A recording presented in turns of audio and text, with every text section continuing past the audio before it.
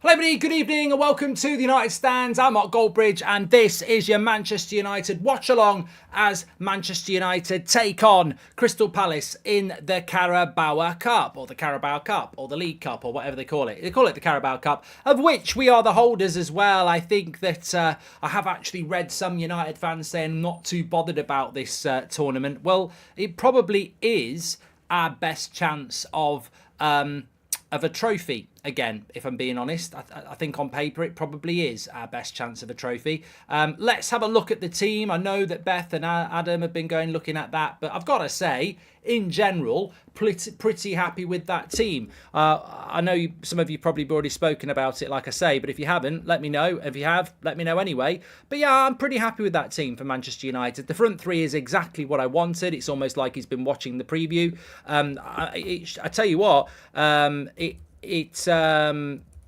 it exposes that it exposes the Erik ten Hag Mason Mount obsession, of which we're all obviously updated on a constant. He absolutely is obsessed with Mason Mount. I'm not saying he's got pictures of him on his wall, that would be odd, but he's obsessed with him. And he rarely does this, although sometimes he does. He'll rarely throw a player in straight away after a couple of training sessions. But with Mason Mount, he's obsessed with making this deal work. And he's thrown him straight into the team, of course, today. I don't know what that's all about. I don't see a back three today. I don't see a back five. I don't know why that formation is like that. I don't see that at all. I think it's completely and utterly wrong. I don't think we're going to play a back three with Varane, Dalot and Maguire, with wing backs of Pellistri and Garnacho. Don't think so. Don't know. We'll have to wait and see. Maxud, thank you very much for being a member for 25 months. But I personally think Amrabat will be playing at full-back with Dalot, Maguire and Varane as centre-backs. Casemiro, Mabry and Mount as the midfield three, and then I think we will probably see I'm trying to figure it out, Pellistri, Garnacho and Martial as the front three. Yeah, I think that's what we'll see. I think we'll see the normal formation. And Arna should have been rested, says Kian. I mean, the only disappointment I've got today is Harry Maguire is starting. Can't stand him. Wish he would never play. No, I'm only joking. It's the perfect game to pick Harry Maguire. I think we all know that. My only disappointment, 23 months, says V. My only disappointment is is Amrabat at fullback. And a few people on Twitter just don't understand it, so they should keep the gob shut rather than moaning. I'm not complaining. I back this manager more than most. If he wants to put Amrabat at fullback, that's up to him. But the reason I'm not happy about it is because I don't want Amrabat to start off as a utility player. I want him to play in the midfield. And I have been here and seen this before. The same thing happened with Owen Hargreaves. We bought this holding midfielder that was going to revolutionise the way we play after Roy Keane left. And we ended up using him as a utility player all over the place. Right wing, right back. He never really got a chance to settle. So I don't want to see Amrabat playing at fullback because he's filling in, because that's not what I want him to be. I want him to be a midfield focal point. I understand, who else could you play at fullback? We've got no Reguilon, we've got no Marcia, we've got no Luke Shaw, we've got no Wan-Bissaka. Dalot is our only fullback, and he's playing every bloody minute again. So we've got to be very careful of Dalot. But I don't want to see Amrabat playing at fullback. And, you know, well done if you do, but I don't. I don't want to see Amrabat playing at fullback. I don't, because I think that there's a very real chance that he'll end up doing it regularly and we won't get to see him in the midfield, which is surely what we've bought him to do. It's early. It's early. And Stephen says, look, at least he's getting minutes in his legs. It's early days, but yeah, look, I'll use Owen Hargreaves as an example. Been here, seen it before, and I've seen a player that comes into the club and you think he's going to be something and he ends up being a utility player. Hello, Mark. Do you think we should buy Rochdale striker Ian Henderson? Never heard of him, Sam. Got no opinion on that. Cheers, Mark and the community. Come on, United, says Ronnie Pickering. I'm glad he's gone with Garnacho and Pellistri. I hope they put in a good shift and Ten Hag realises he can be less dependent on Rashford all the time. Well, I think the big positive, Mike, mate, is that... huge positive is that we've got a manager that is finally rotating. I hoped that he would do what he's done. I think it has to be applauded. I think, as I said on the show last night, people are very, very, very, very quick to complain when things don't go well. But are they quick to acknowledge and, support something that needed to happen? Ten Hag last season barely rotated his team. This season, in our first Carabao Cup game, which we would probably be looking to win this tournament, no Bruno Fernandes, no Marcus Rashford. And I think that's a massive, massive thing. Rashford's on the bench and Bruno's on the bench. Lindelof is on the bench. Højlund is on the bench. Van der Beek is on the bench. Johnny Evans, Dan Gore, 2 goalkeepers on the bench again. I mean, that's always a bad sign, but it just shows you the injury problems that we have. But I think it's a real positive that he has rested Rashford and Bruno. We play Crystal Palace on Saturday afternoon. You don't want to reveal your full card anyway. But Anthony Martial needs game time. I think that I am surprised that Eriksen's not involved. I don't think that's been mentioned, and he's not on the bench. So I don't know if anyone knows what the story is with Eriksen, because I really thought he would have been involved today. No Christian Eriksen involved at all. Anybody got any news on that? But I do think that with Varane as captain's interesting as well, as a lot of people are saying. But for me, the big excitement in a game like this at Old Trafford is obviously getting a look at Mason Mount. But how's about this? Hannibal Mabry, Garnacho, Pellistri, 3 young, exciting players playing for Manchester United in an important game. I'm here for that. Far from ideal for Amrabat's debut at fullback, but there's no other option right now, says James. People don't realise Amrabat has played fullback before. And Steve Bruce blames social media for people against Harry Maguire. Oh, Steve Bruce. I mean, an absolute legend of the club, in my opinion, but a total and utter buffoon. I mean, what is he talking about? So it's social media's fault that Harry Maguire's not good enough for Man United. You know what it is? Can I just say this now? And I'll probably get clipped. Can I just say this now? Harry Maguire gets picked for Man United. Social media bullying Harry Maguire again. Has anybody spoken about Harry Maguire since he played for fucking England? No, he doesn't get... You know what, Steve? He doesn't get spoken about by Man United fans. We weren't speaking about him before he went on England international duty, and we've not spoken about him since he came back. You know who causes the Harry Maguire shit? You lot. The media. Because as soon as he plays for United, or as soon as he plays for England, oh, Harry Maguire. No one was speaking about him before because he doesn't fucking play. And no one was speaking about him until tonight because he doesn't fucking play. We've been talking about Jadon Sancho, mate. Get with the programme. I'm tired of the bloody media trying to make out that Man United fans have got some sort of obsession with Harry Maguire. We don't talk about him.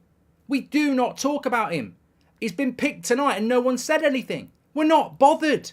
We're genuinely not bothered. He's not a first choice centre-back. He's not the third choice centre-back. He's a utility centre-back playing in a rotated Carabao Cup game. And fair play. Fair play.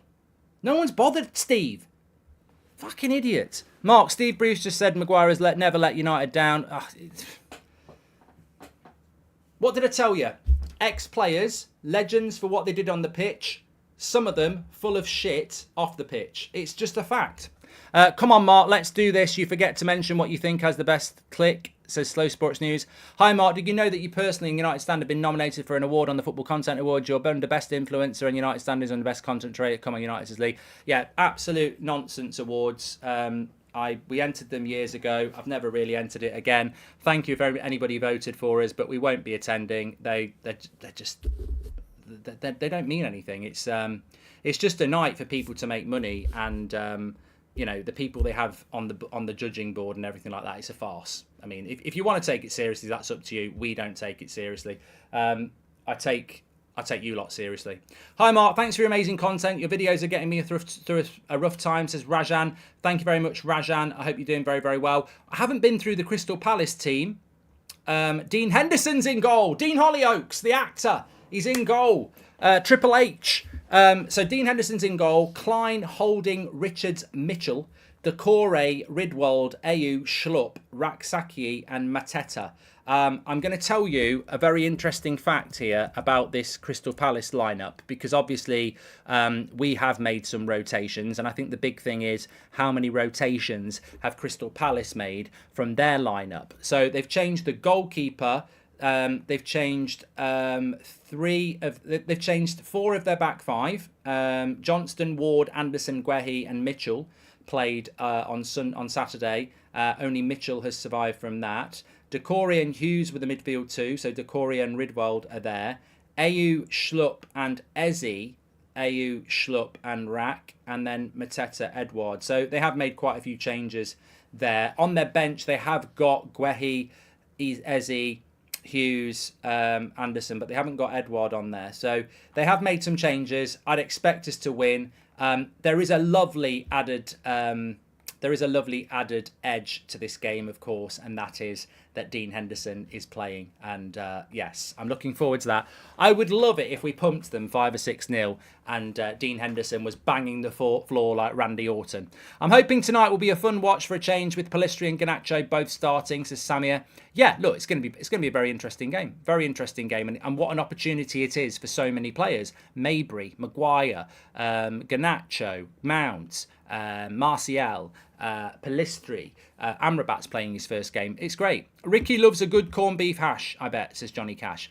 And welcome to the members club, Chambers. Appreciate that. Right, as you can probably see, I've got my lovely fleece-lined Boohoo Man hoodie on. Red and Black United. We're sponsored by Boohoo Man on the show. As always, we've got 40% off everything that they've got on their website for you. Use the code Goldbridge at checkout. You can scan that QR code or you can go through the link in the video description. Fantastic clothing range, all sorts, whether it's out on the town, whether it's five-a-side, gym wear, relax wear. They've got it all at reasonable prices and you can get an extra 40% off with the code Goldbridge. Massive shout out to Boohoo Man, massive supporters of the channel. And that is an exclusive 40% code for you, the United Stand viewers. So check it out and kick yourself out. But also, as you know, Boohoo Man always comes up with a bit of a trivia for us, and it's no different here. See if you can get the Manchester United player I'm talking about here. I was born on the 9th of July 1990 in Rio de Janeiro, Brazil. My first professional team was Fluminense.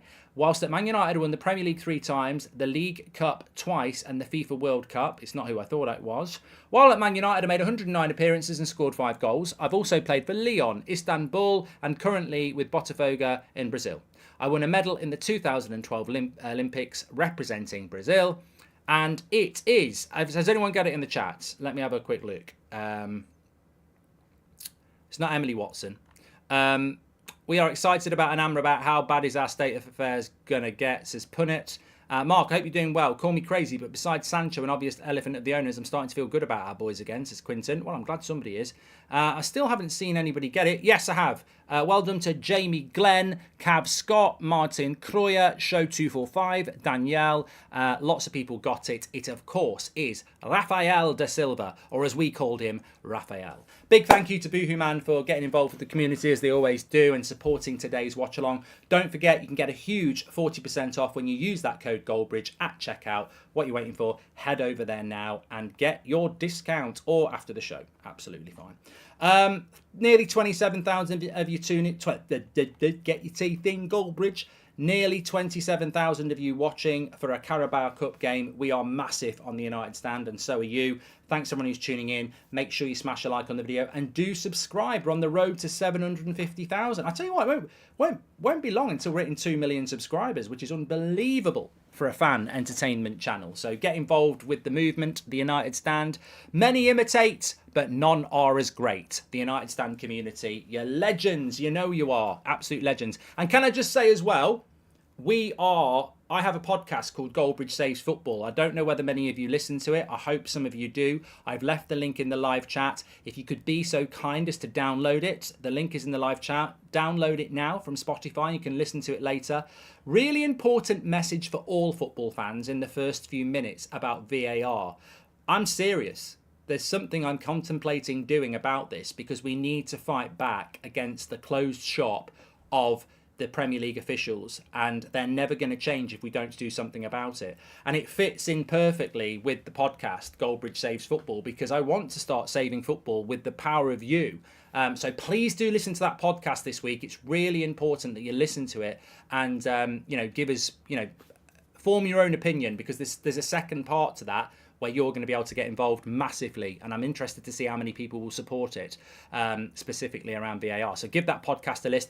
Also on the podcast this week, my favourite section on the podcast, Pratt Pundit of the Week, where basically each week we take 2 or 3 comments from pundits, and then we on the podcast decide who is the biggest Pratt of the week. Some good contenders this week. Jermaine Genius, Jermaine Genius, he calls himself Jermaine Genius, Gabby Bonglahor, and a couple of others. So check out the podcast when you get a chance, but please do download it now and get it ready. Do you think we'll ever be able to go confidently into a game again? We should be battering these teams, says Reb. It's a process, mate. And I know we're allergic to the word process, but it is a process. Looks like a good cup side tonight, says Craig's. I think this game tonight's got all the ingredients of a cracker. You've got Mabry, Garnacho, and Pellistri as the young players. You've got Mason Mount as Ten Hag's obsessive new signing. You've got Amrabat, who is probably everybody's more excitable player playing. Varane is back. Maguire's playing at centre-back. Henderson's in goal for them. There's lots of components, good and bad, for a really interesting game. Martial as well. So, look, and you know what? This is why it's so important for Martial, Pellistri, Garnacho to play, because you look at the bench and you go Bruno, Rashford, Højlund, and you go, bit of depth, and that's a good thing. But you haven't got depth if you don't rotate. Great person and great community. Let's go United, says Heart of United. Heart of Gold. Thank you. Looks like, and also, what else have we got here in the chat? I'm just having a quick look, catching up.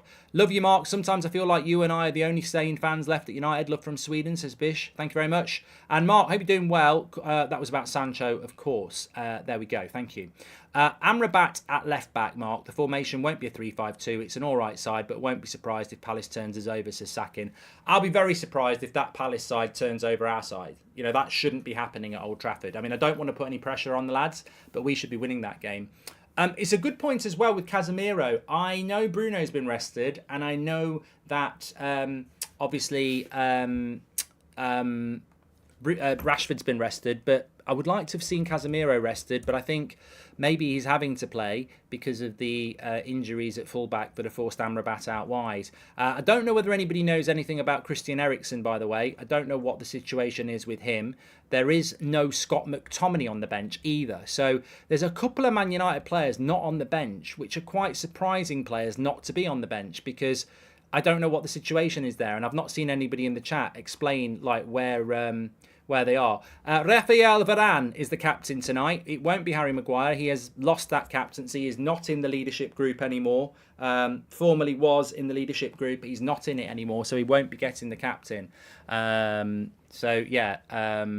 Absolutely comfortable with that.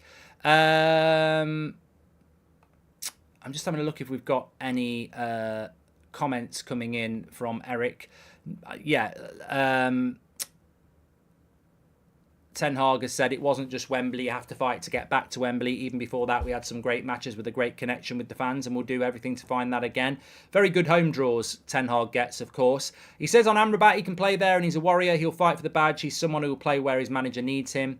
And on the return of Mount and Maguire, it's important for the team because there are many games to come and we need a complete squad, but also competition to make choices. And on the reason for the changes, he says to win the match. That's always what it's about. Of course, it's also about freshness and managing the workload of players. And oh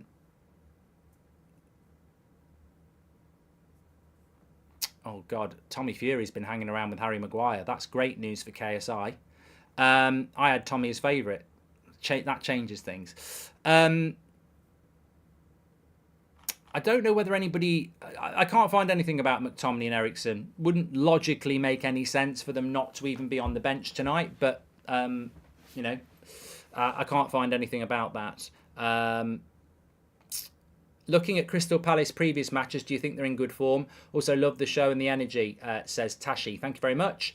And you know what? I think Crystal Palace have had a reasonably good start to the season, but they haven't got their normal goalkeeper in. They've got Dean Hollyoaks in goal, formerly of Manchester United, and they've made a lot of changes to their back five. So I don't think that this is a very easy Crystal Palace team to judge, as much as it's not an easy Manchester United team to judge. That it could be a really good open game. It could be a game full of mistakes. It's going to be a really difficult game to judge. It's easy, Mark. The guys sucked at training and didn't get picked, says George. And I've not seen anybody. Is he resting Rasmus for Saturday, says Dave. Mate, we're playing Crystal Palace tonight and we're playing Crystal Palace on Saturday afternoon. I think Ten Hag's played an absolute blinder. You know, don't show your cards. Roy's done the same. He's not playing Eze. He's not playing Edouard.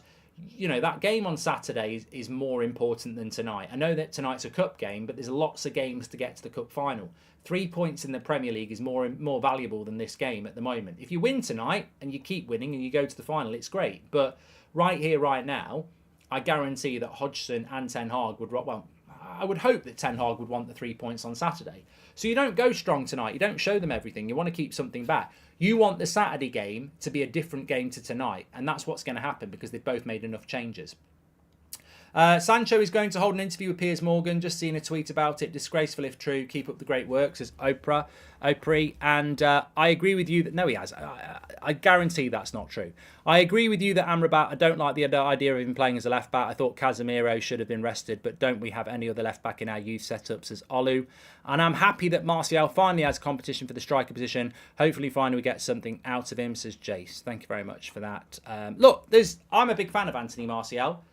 All I would say is that last season I would have got rid of him because I don't care if we've got prime Thierry Henry at Man United. If he's injured as much as Martial, there's no point.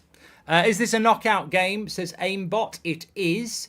It is. And it goes straight to penalties as well. So there is a knockout game. It is a knockout game. How is it fair? Palace have 12 players on the pitch with Maguire, says Daniel. Let's chill out. I actually am going to predict that Harry Maguire... Here's another clip. I am actually going to predict that Harry Maguire has a nice, steady game. He's long overdue a goal. He's not completely useless.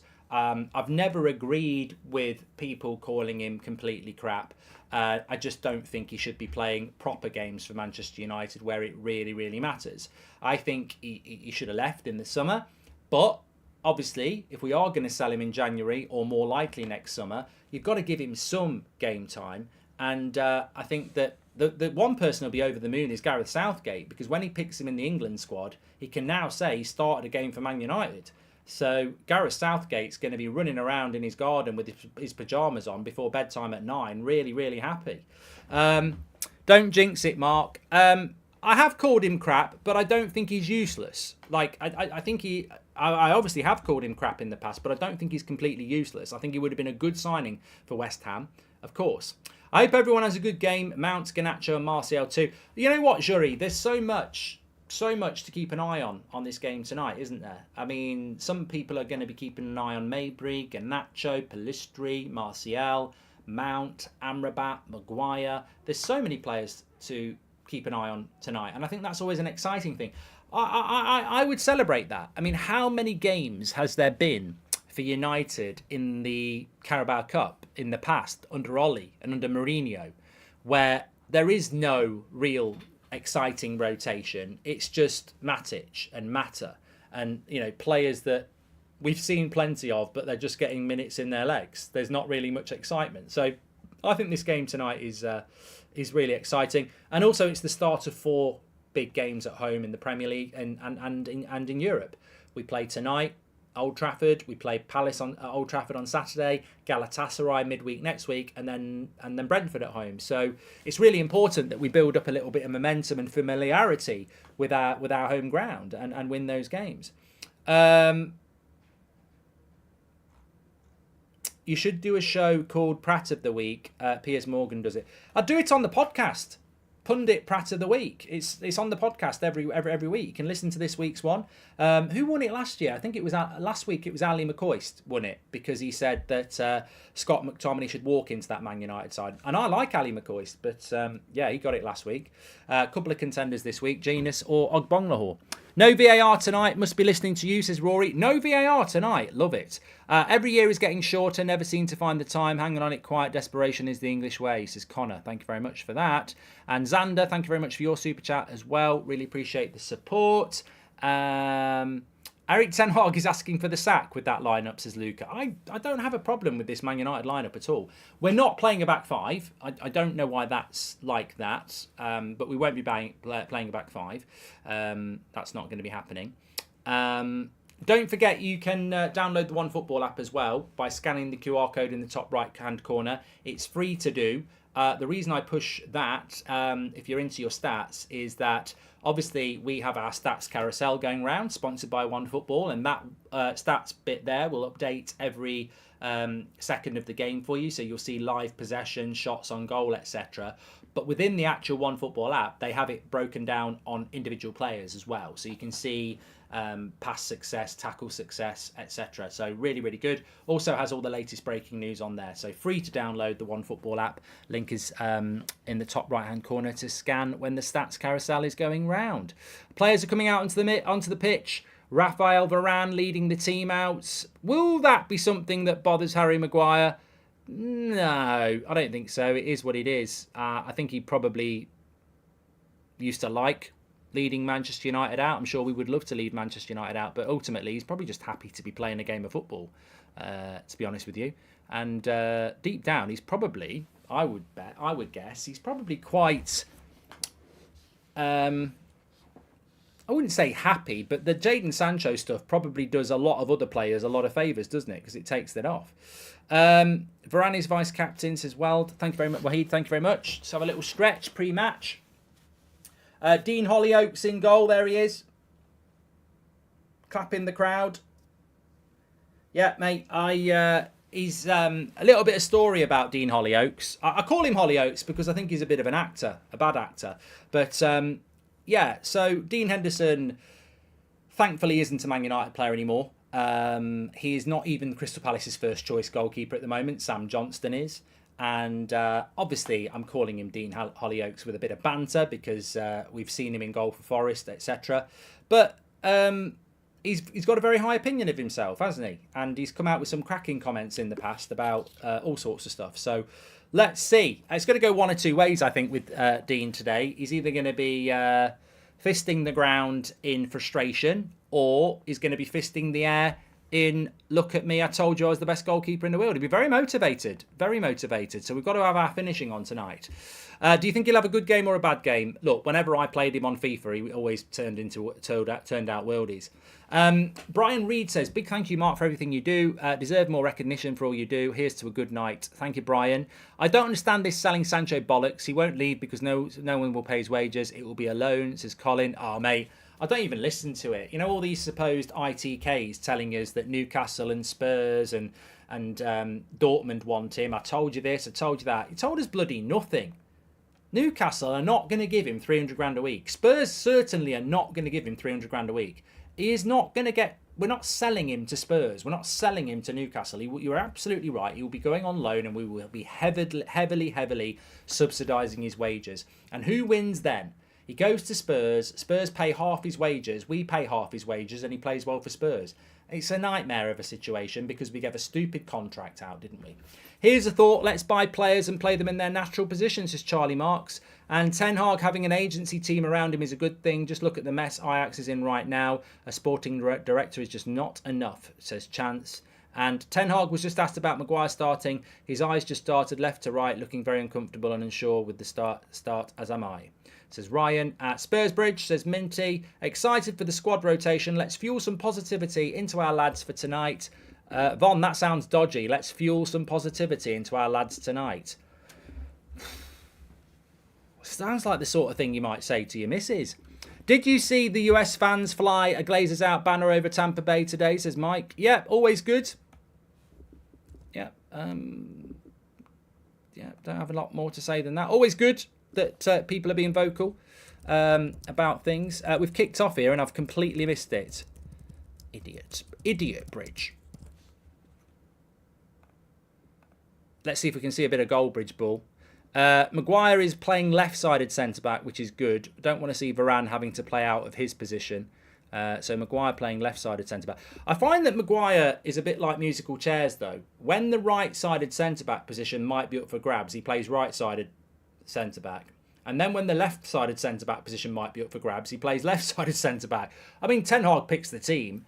I'm worried Ayew is a prat. He will target Amrabat for a bad foul to get him sent off. Yeah, Amrabat is playing at left back. He's not playing at right back, and it is a back four. So let's see how it goes. I'm just gonna get the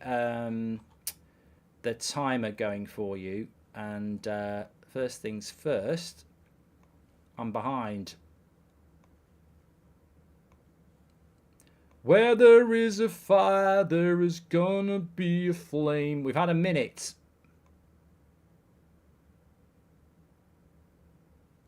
We've had a minute. 12, 13, 14, 15, 16. There we go. Absolutely well done. What's going on with this formation, Mark? I'm really confused, says Ryan. Yeah, I can't do anything about that formation because our stats carousel is powered data. So it's coming in from somewhere else. So I can't change that, but we're not. And I said we wouldn't be playing a back five, and we're not playing a back five.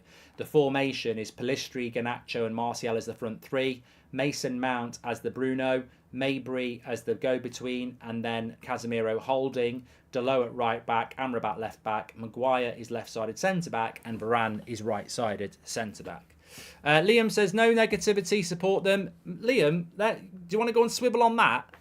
Why are people telling me no negativity? I'm literally the most positive fan out there in relation to this team and Ten Hag. Where do you think we are? 2017. Here's Onana slowing it down, gives it to Maguire. Don't shout at him. Don't shout at him, Onana.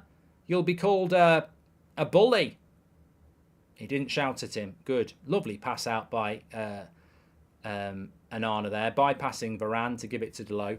Pleasantly surprised with how much rotation we're seeing, says Alec Miller, but I'm disappointed with Amrabat at left back. Well, of course, if you play at fullback for Man United, it is an inverted role. So we will see Amrabat and Dalot pushing forward a lot. Good to see United at Old Trafford as well. Hopefully we can impose ourselves. Eric Ten Hag says, who's the captain? You should know. You picked him. But it is Varane. Lovely ball by Varane out to Mabry as well. Maguire will want to do some of those for his Instagram. Some 50-yard passes, but Varane's actually playing some very, very good passes here in the first few minutes. Pellistri cuts inside from the right-hand side. Casemiro wins it back. Dalot, Mason Mount. Such an interesting player, isn't he, Mason Mount? What he's going to do at United. So much faith in him from Ten Hag. Maybe it's not reflected in the fan base. There's people who don't really like the signing, people like myself who are just very confused about how it's going to work and why we needed him. But yeah, it's going to be very interesting. My reservation with Mount is I like Mount. He convinced me that he was a good player at Chelsea. I just don't know whether we needed him or not, and I'm here to be convinced by him and Ten Hag. Thoughts on De Gea's supposed retirement if he doesn't find a new club, says CG. He's going to find... Well, you might have just ruined a bit of surprising news for my EAFC career mode tomorrow. There might be a certain player coming back to United on my career mode. Watch it tomorrow. Dean Henderson. Even as my favourite player, I'm super happy Bruno gets a break. I'm hoping for the best from Mount, says Angry Brit. Oh, yeah, I'm over the moon. Nice flick by Mount into Casemiro. And, no, I'm over the moon that Bruno and Rashford get a rest. We should provide service to the 9 with this team, says the Wheelbarrow. And the great thing about resting Bruno and Rashford as well is that if they're anything like me or you, and I'm sure they are because they're professional footballers, you don't want to be rested. They'll be sat on the bench there watching this game going, I want to be on the pitch. I want to be on the pitch. But that can work well because when you do bring them on with half an hour to go, or if you don't, even better, and you start them on Saturday, you haven't dropped them, you've rested them, but they're raring to go. I think that's why it's so important to rotate. Lovely play by Pellistri here. He's in the box. He's done well. Good feet. Still got it. Oh, he's lost it there.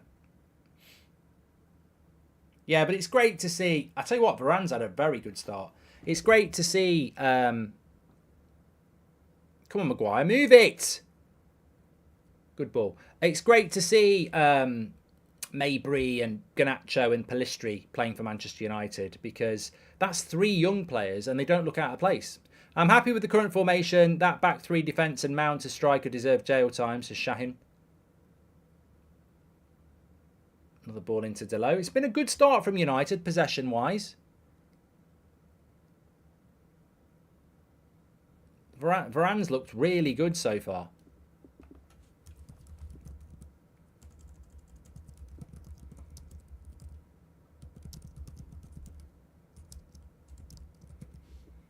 Really is. He's really playing very confidently, isn't he, Varane? He's like really quick and wants to get the ball moving. It's almost like Varane is the guy that's being used to, dictate the play from the back.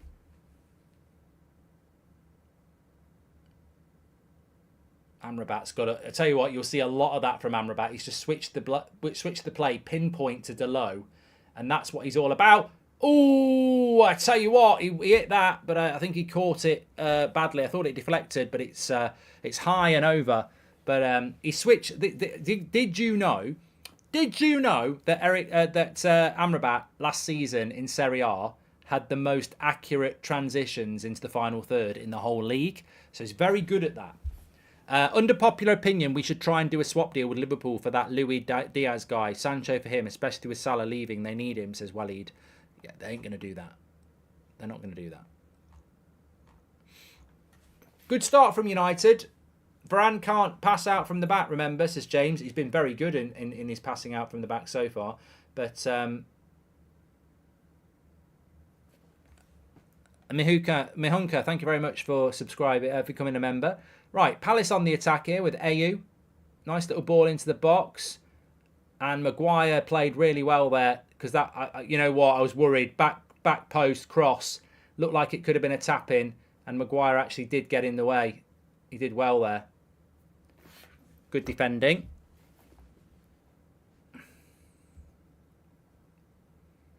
Look at this. Ayew. Runner from the midfield. And you'd expect Maguire to put his foot in there. But the fact that it didn't go in the goal is always a positive. Good positioning, exactly. All right, good free kick here for Crystal Palace. But you know what? There's a warning sign there. It's nothing to do with Harry Maguire. It's another runner from the midfield not picked up. And I'm tired of that. That was a good chance for Palace. And you know why it comes? Because there's a runner from the midfield that doesn't get picked up again. We're so bad at that. And the problem is, the more bad we are at it, the more teams are going to do it. Like, if I was a coach, I would say, they're really bad at tracking runners from the midfield. Make runs from the midfield.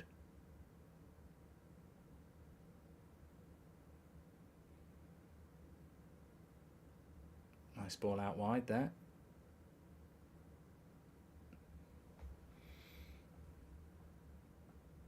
Craig says such negativity. Craig, I'll get rid of you. I don't know what you're talking about, Craig. It's literally for the last 5 minutes, we've all been talking about what a good start it is. Good interception by Maguire. Very strong start from Varane. We simply said there was a runner from the midfield not picked up again. It's not negativity. It's called analytical. It's the ability to watch a football game and see the good and the bad. Craig obviously doesn't see a lot of anything. Liverpool and Man City will have a field day against us, says Anav. Well, they won't be playing against this starting 11. That's an irrelevant point. That's negativity. Wham says, I want to see Amrabat in our midfield. The thing is, you will see Amrabat in the midfield because he'll invert like Delot does. I mean, if you know anything about the way Man United play under Ten Hag, ultimately, it tends to be a back three with Casemiro dropping in. And Amrabat and Delot will push forward and tuck in. Paul Matt says Casemiro's the common denominator in that.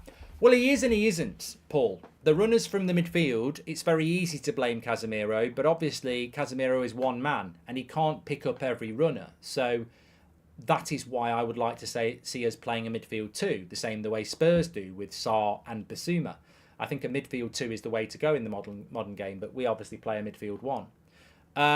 I know it's not a huge debate, but would you have taken Casemiro as captain? I still rate him as a massive leader, says Angry Brit. And Paul Anderson, thank you very much for joining them, for gifting 10 memberships.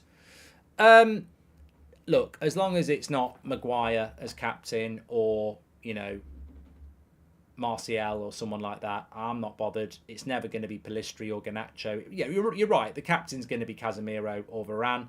And as long as it's one of those two, I don't really mind. I think Varane started off really well.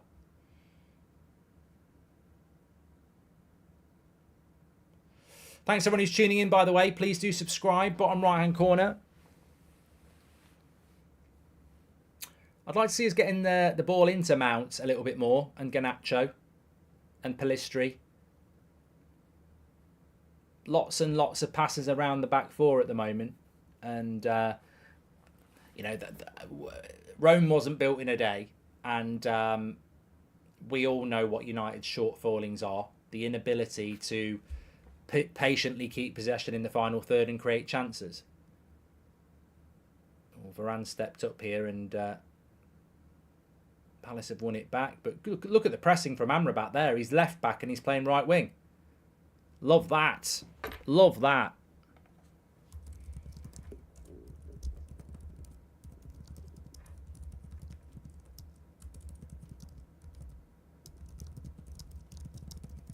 Energy.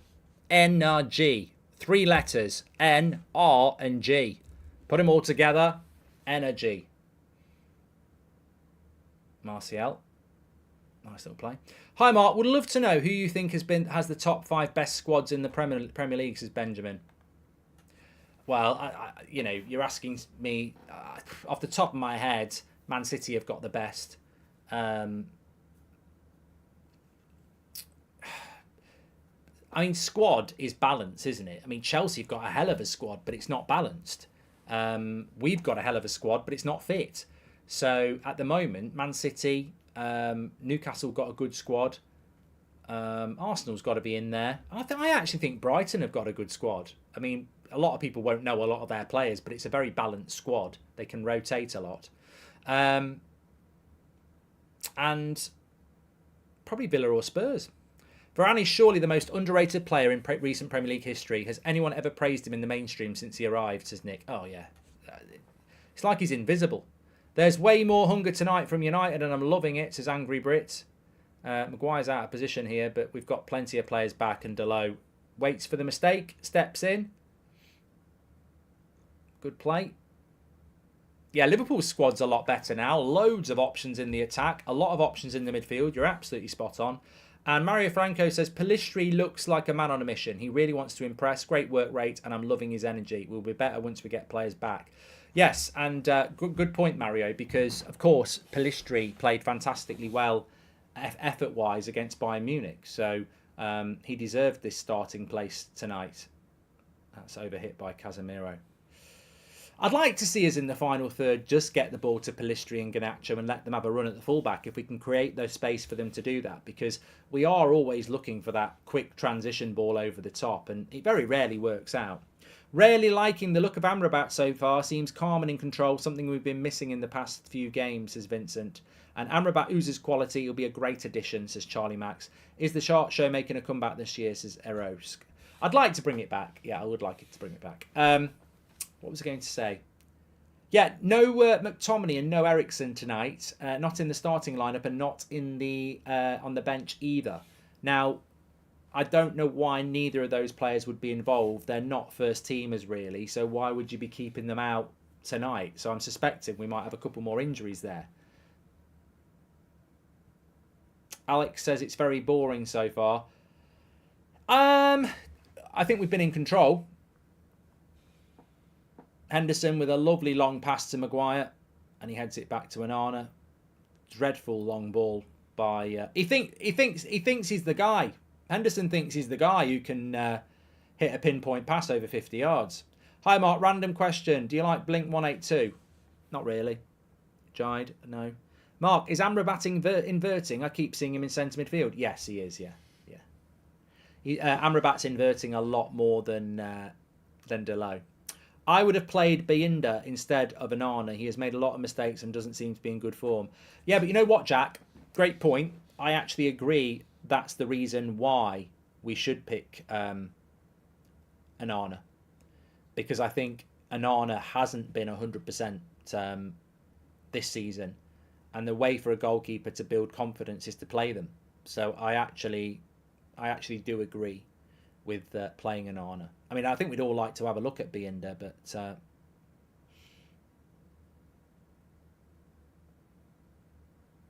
Amrabat's actually tucked in here between Varane and a little bit over here. Amrabat's just tucked in between Varane and Maguire here, so there's a lot of transition going on. Seeing Amrabat playing at left back, you really get a feel for what Casemiro and Amrabat could do. They both have some vision and calm. Very hopeful, says SK. Looks like Henderson might be coming off. Yeah. He's done a long kick, and I think he's done his...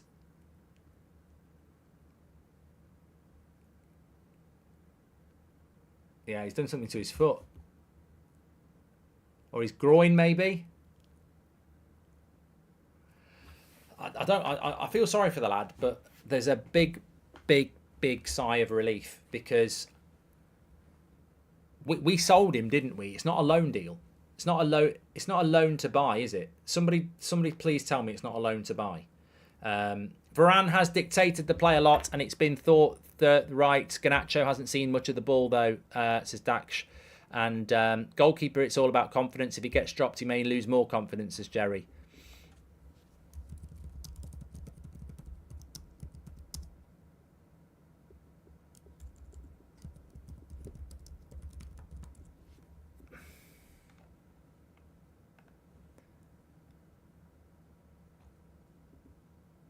Just having a quick look at this Dean Henderson deal.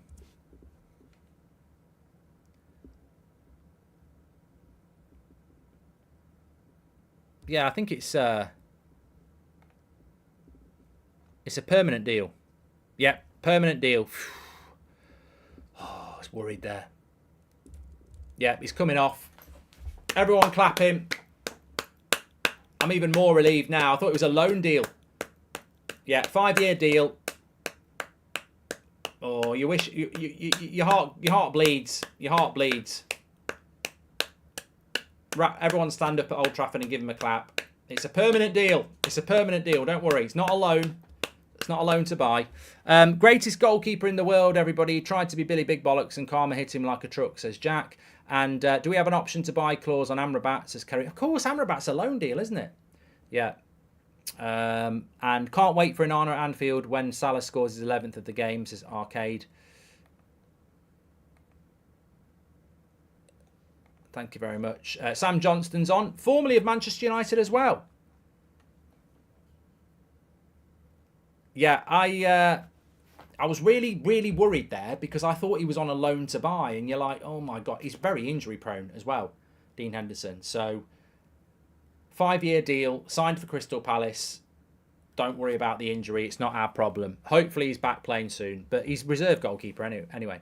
What is it with Ten Hag's insistence on deploying players in the wrong position? Mount next to Casemiro. Why? Says the SP Freely. Well, we've not really seen anything of Mason Mount so far. I don't think we've got anything going on down the middle of the pitch, which is a bit of a shame. Most of the ball has been with the back four.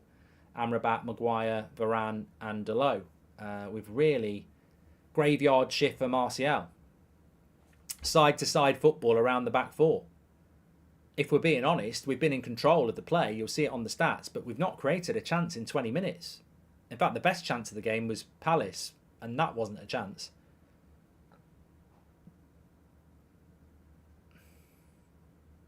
But it's not just Ten Hag, it's Jose, it's Ollie. A lot of teams know at Old Trafford a low block is an issue for Manchester United, and it has been an issue for a very long time. Mason Mount switches the ball to Palestri. Lovely takedown. Here's Dalot. He needs to be dinking that to the back post. It's got to be a goal. It is. It's Garnacho. It's 1-0 to Manchester United. That's what it's all about. Garnacho, the star boy, who's not been getting a lot of time. Well, I tell you what, he scores a goal, and that's the thing about Garnacho, isn't it? That's the thing about Garnacho. He, as we saw last season, is a player that makes things happen. He might not be in the game, he might be in the game, but he makes things happen. We saw it against Fulham last season, we saw it in the Europa League, we saw it in the FA Cup final. He makes things happen. And it's a lovely goal, lovely goal. Mason Mount switches it out to Pellistri, lovely ball into Delo, cut back to Garnacho.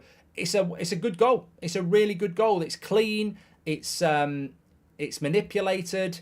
It's a great goal. Really good, really good team goal that. And Garnacho finishes off a great team goal. Thank you very much.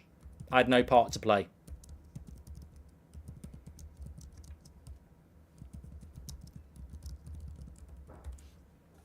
And that's why he needs more minutes.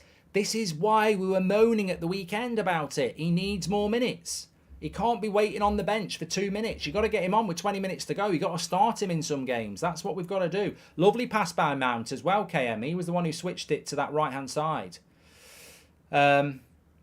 Look, Marcus Rashford's a really important player for Manchester United, of course. But there are times when he needs to be substituted.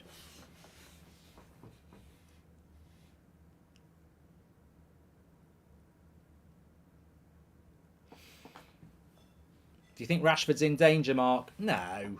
I just think Garnacho needs more game time. 58% possession for Manchester United as well. Pass succession of 89%. We've been in control without creating any chances. That was our first shot on target. So that's the next stage, isn't it? To actually turn possession into chances. Which has always been our problem against the low block.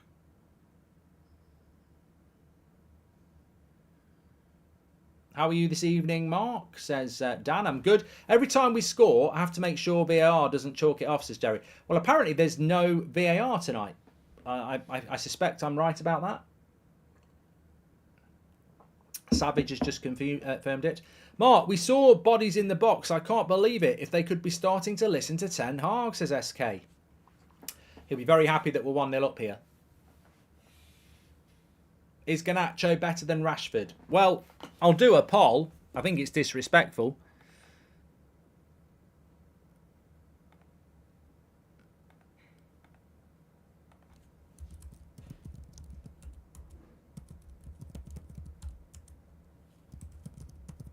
Nice ball over the top. It's Delo. Good shot. Good straight at the keeper. I nearly said a great save, but it wasn't. It was straight at him. But United starting to stretch Palace a little bit here.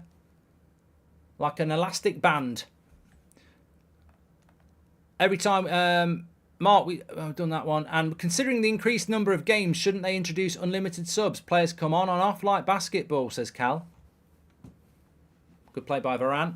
He's having a very good game.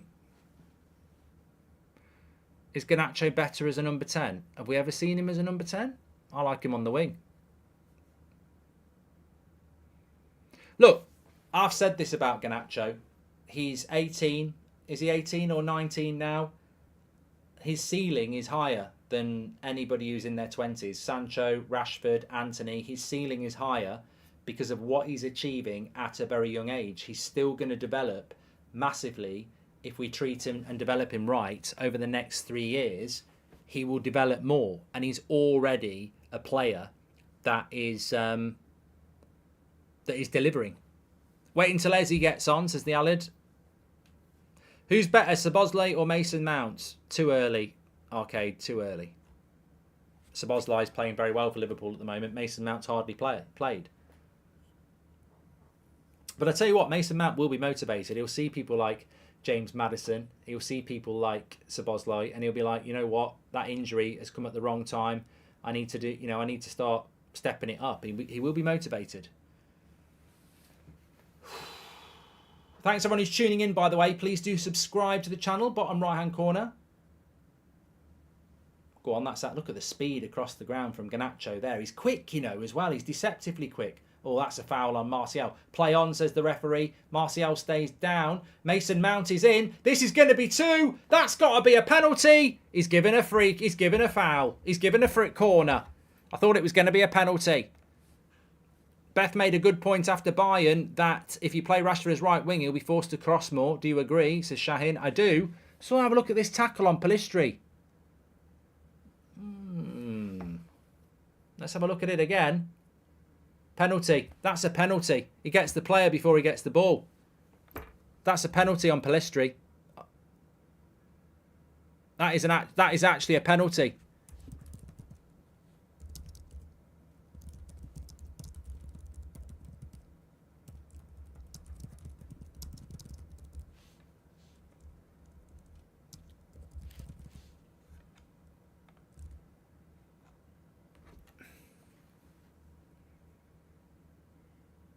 No, I thought he was given a penalty. Doesn't matter! Casemiro! 2-0. United are rocking. We're back, baby. We're back, baby. Casemiro heads it in, uncontested in the box, and Manchester United lead 2-0. And we're already saying, are we back? Well, we're not back, obviously, but we've probably put this tie to bed. Smiles on the faces of the backups. Smiles on the faces of Casemiro and Garnacho, the goal scorers. Fantastic header, and it's Mason Mount who gets the assist. Lovely corner, lovely header. No one on the post. Sam Johnston stretching like Stretch Armstrong, but he ain't saving that. Just a lovely, clean goal again. 2-0 to Manchester United. Where's the critics now, hey? Oh, he's fell off. His legs are gone. Doesn't look like his legs have gone to me. Doesn't look like his legs have gone to me.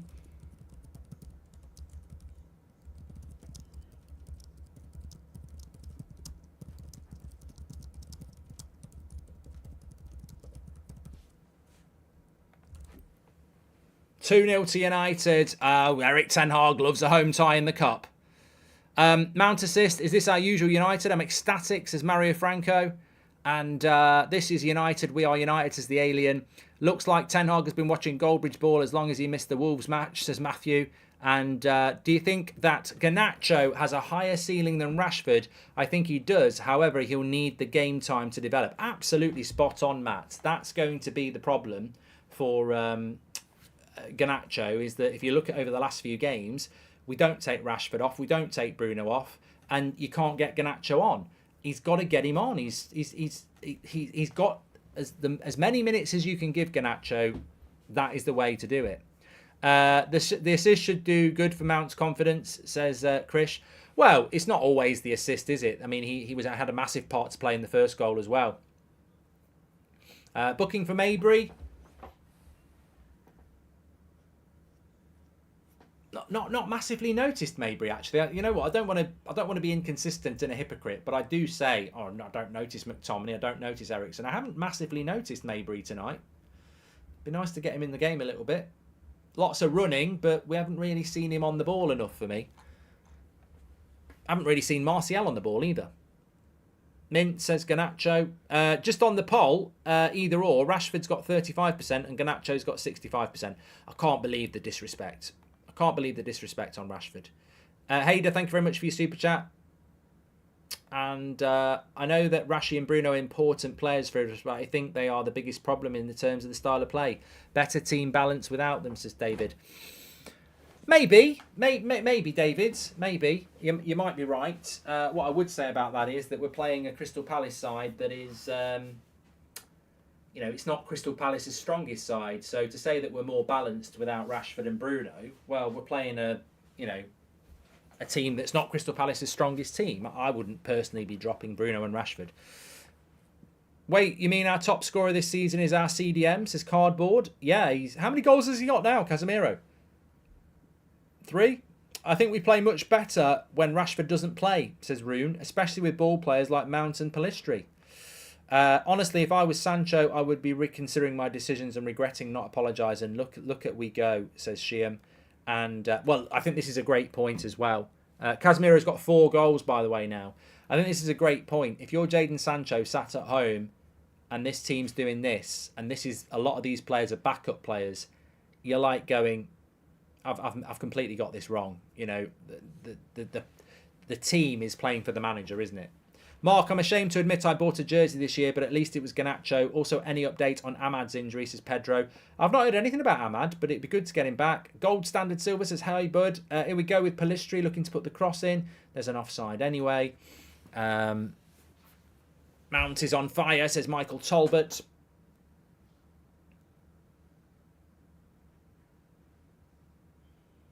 Good to see Roy Hodgson back.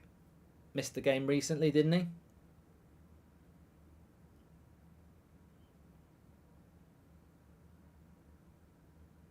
No goals in the first half, Crystal Palace this season. 10 in the second half.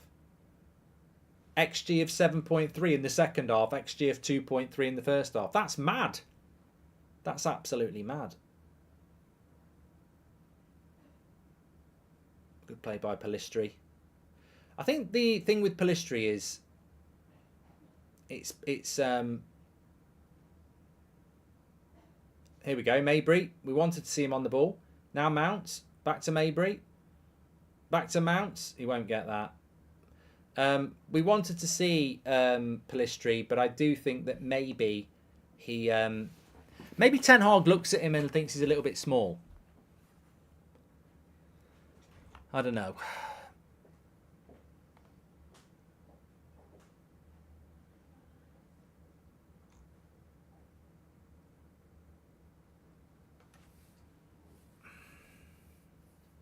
But so far, so good. Ashley, thank you very much for the super chat. So far, so good. You're going to make changes. We weren't very good against Burnley, but we got the win. The reality is tonight we're playing well, and it will be. I really did think and hope that Burnley game would be, not very good, but the victory would be the spark, and you can't start a fire without a spark, as Bruce Springsteen once sang. And I think that what we've seen tonight from United is more unity, confidence, tenacity, focus and speed. And that's led to 2 goals. And I think that these things will just breed confidence. And confidence is a very powerful thing in football. Hannibal is Sideshow Bob, says Lee. And is the quadruple back on, says Robert. And selfless players on the pitch today. That's the difference, says Sparsh. Selfless, not selfish. Pride in the jersey, says Stewart. Delo's playing well, says Maddie. Well, I've said this about Delo. I like Delo, and for some reason, some people in our fan base just don't like him. I don't know where we'd be without him at the moment. He's the only fit fullback we've got. Mark, this is the best we've looked all year, says Mario. I still think we're very, I know what my vision of Manchester United is, and I still think we don't create enough chances, and I still think we don't get our striker in the game enough, and I still think our chances come from quick transitions. I'd love to see us play with a little bit more control in the final third, where we create chances. Lovely ball in behind Maguire, but Amrabat's there, does well. Speed of Amrabat to cover Maguire there was fantastic. Can you imagine how Pellistri, Hannibal and Garnacho would be if they were afforded the same game time as our underperformers, says Shane.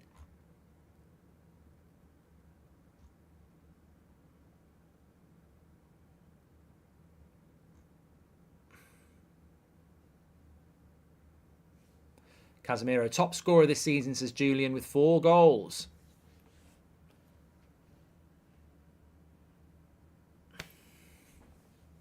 I was doing that because I couldn't figure out where my phone was. I know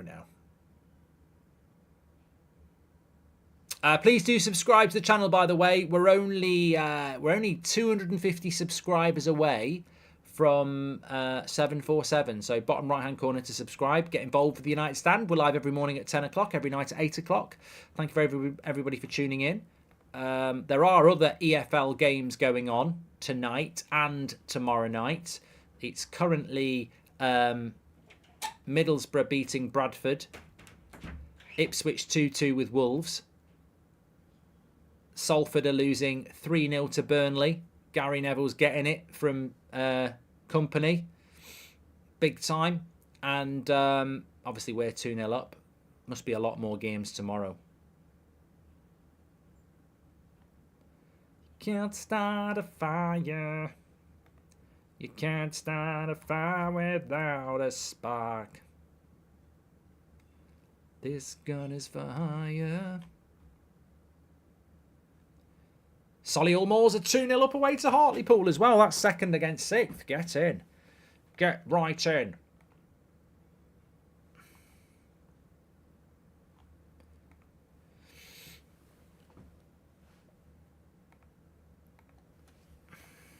confidence, rhythm. That's what we want to see.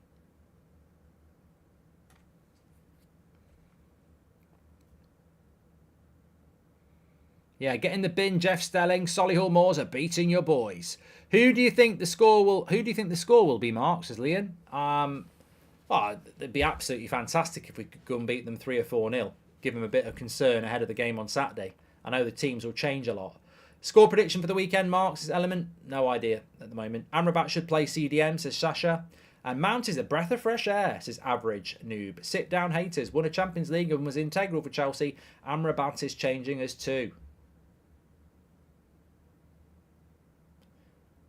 M says it's a second string Palace side. Give it a rest. Yeah, it's also a second string Manchester United side. Swivel on it. Mehdi says, do you think Mount will replace Bruno? Well, I think that would be stupid. I mean, I don't think I hope we haven't bought Mason Mount to replace Bruno Fernandes. That would be a massive waste of money. I'm intrigued to see how they're going to fit in the same team.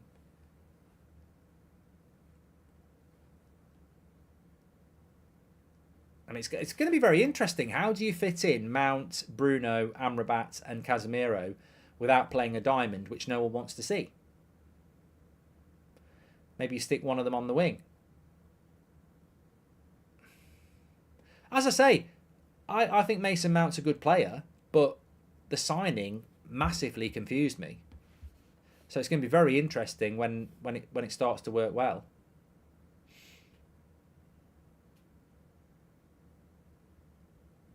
Martial's looking sharp, says Wad. I'd like to see him on the ball a little bit more. That's my only reservation about Martial. He's in that graveyard shift, isn't he? But look, the longer that Martial stays fit, the better. Because that's not something we had last season, is it? We just didn't have that.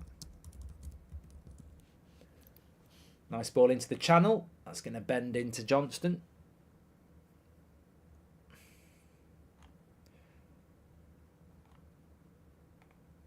But so far, so good for Manchester United. 2-0 can be a dangerous scoreline, but we've not really seen anything from Crystal Palace.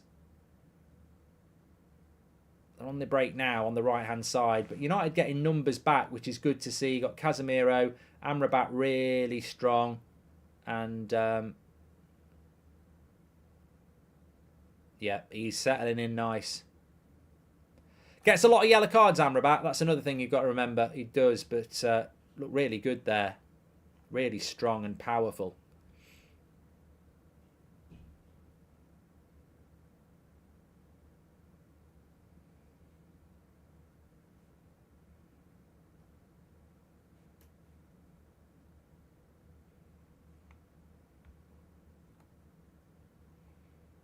Good play between Mount and Casemiro.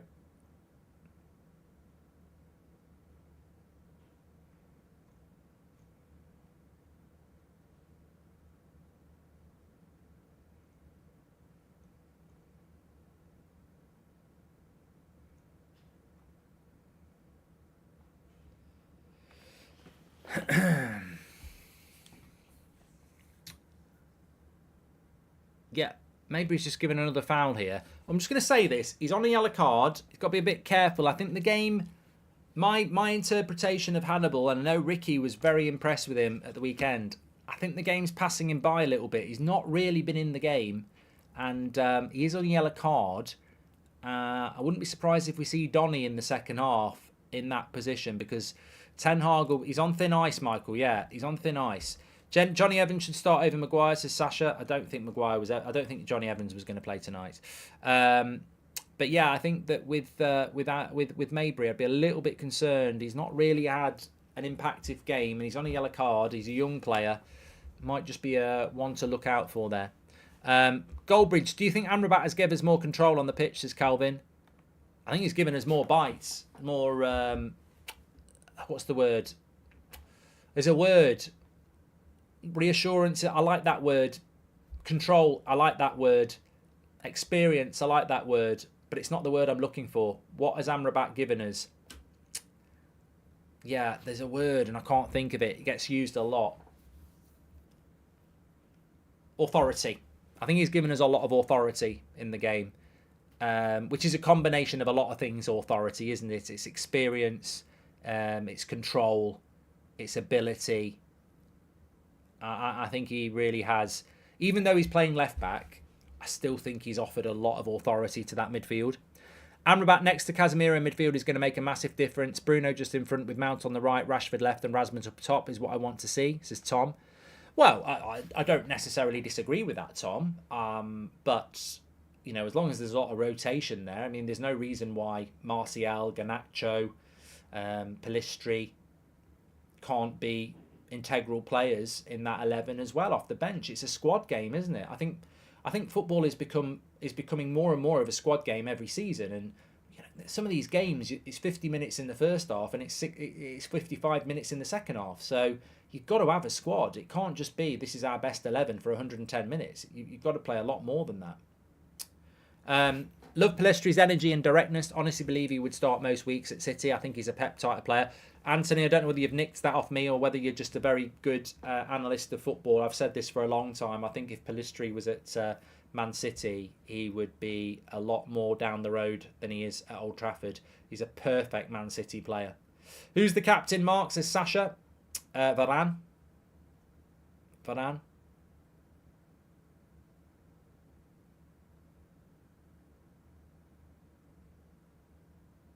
Sean says, don't you think the game flows a lot more without VAR? I tell you what, we scored directly from the corner anyway, but if we'd had VAR, it was a penalty on Pellistri that led to the corner because he kicked Pellistri before he got the ball. So we would have got a penalty with VAR. So we scored directly from that corner anyway, but it was a penalty. Amrabat and Casemiro are about to be unbelievable. He is so at ease on the ball. It's wonderful to see. We've missed this type of playmaking. Well, look, I'm a massive fan of Amrabat. I did a video on him in the summer when I thought we were going to buy him. We didn't buy him for another 2 months. But the key takeaways from Amrabat are his transitional play from the middle of the pitch to the final third is excellent. His tenacity and tackle rate is excellent. His athleticism is excellent. And his ability to look how he's scanning here. Look at him now. Look at him scanning to get the ball. He wants the ball. He's not hiding. He's giving the angle all the time. Scan. Give me the ball. Very, very, very intelligent player and very, very assured, very confident. And yeah, look, the only question with Amrabat is it's like anybody. We said it with Donny. It didn't work with Donny. The question with Amrabat is, can he adjust to the Premier League? Because some people don't. Mount could be our winger. Where does he play otherwise, says Lee. Lovely ball into Pellistri here. Wins a corner. Play Mount. Do you actually think you're a good analyst, says MB. I don't really care, mate. I've got 42,000 people watching. We're an entertainment channel. That's what we do. It's entertainment. I don't really care. If you're trying to be sarcastic or whatever, just jog on. Don't really care. Maguire not being captain is pretty, says Daniel. The key to our future is seeing the team more with our combinations and formations that don't automatically include Rashford and Bruno. We actually hinder them and by not creating true competition. KC, we've got a corner here. It's Mount. It could be Maguire. No, it won't. I was getting too excited. The strange thing is that we look more balanced without Rashford, Sancho and Anthony. Pellistri and Garnacho have the right mentality, says Dave. Yeah, but you can't run away with that too much, Dave, as I said, because it's a Crystal Palace side that is not as strong as it could be. And we haven't created loads of chances. We've took our chances, but we haven't created loads of chances. So I'd still say that we're a work in progress. But what I do like about this team is that it's exactly what you want to see. It's exactly what you want to see from players that are coming back from injury or being given a chance. How many times over the last few years have we seen the bench players given a chance and they play absolutely mundane, low-tempo shit football? And what we've seen tonight is a number of players. Look, Amrabat's a new signing. Mount's a new signing coming back from injury. Garnacho, Pellistri, Mabry, hungry. Even Maguire, you know, he's hungry. Varane as captain, back from injury, hungry. Lots and lots of players that are really motivated to perform. 5 minutes. I'd rather play Bruno on the right than Mount, says Parth. Do you think Højlund will play, Mark? Yeah, 100%. I think you've got to bring Højlund on. You don't want to play Martial for 90 minutes, and you want to keep some fitness in the legs. I think we'll see Rashford, Bruno and Højlund probably as a triple sub. I'll tell you what. I'll tell you one thing then. Let's have a little bet. How many times over the last few games have we said, get Garnacho on, get Garnacho on? He doesn't take off Rashford. What's the betting? He'll get Rashford on in plenty of time tonight. I'm saying Rashford's on the pitch by the 70th minute at the latest. David says, I'm assuming we have the right to sign Amrabat at the end of the loan period because his contract doesn't end until 2025, so he can't go on a Bosman. Yeah, look, David, the thing about Amrabat is I think he's desperate to sign for Manchester United. And I think that he's, it's there for Man United if they want to do the deal. Palestri twice now needs to take one less touch before either a shot or delivery. He's getting in the right areas though, so spot on. Spot on.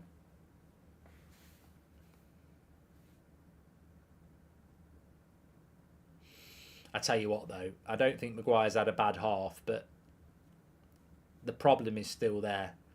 He's just so slow. He's so slow. In them situations where there's a quick transition, he's just slow. Whereas Varane and Amrabat and Dalot, they're quick. He's never going to be able to play, is he, in this team? Love the content. I've just ordered. Boohoo, thanks, says Jonathan. Thank you very much.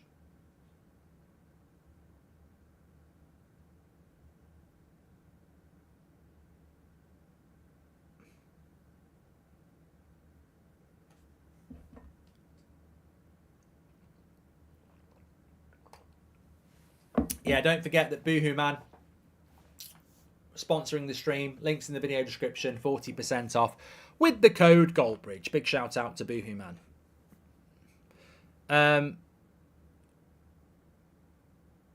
I'm actually gonna do player ratings at half time because we'll see a lot of changes in the second half. So I'm actually gonna do half time player ratings.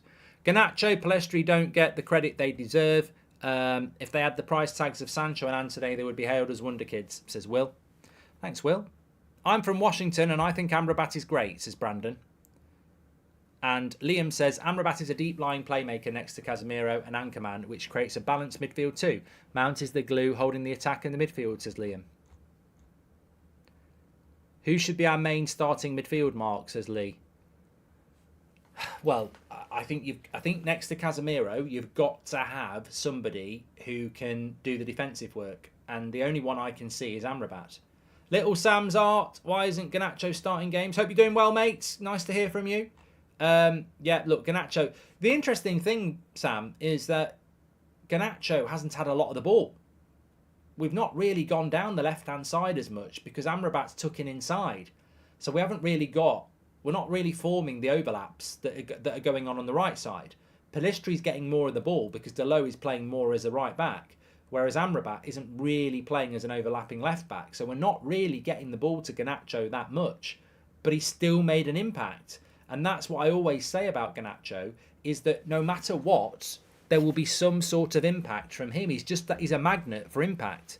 So yeah, I think my midfield three, I need to see more, but my midfield three would be Casemiro, Amrabat and Bruno. And I'd like to see more of Mount, but that's what I'd be looking to do.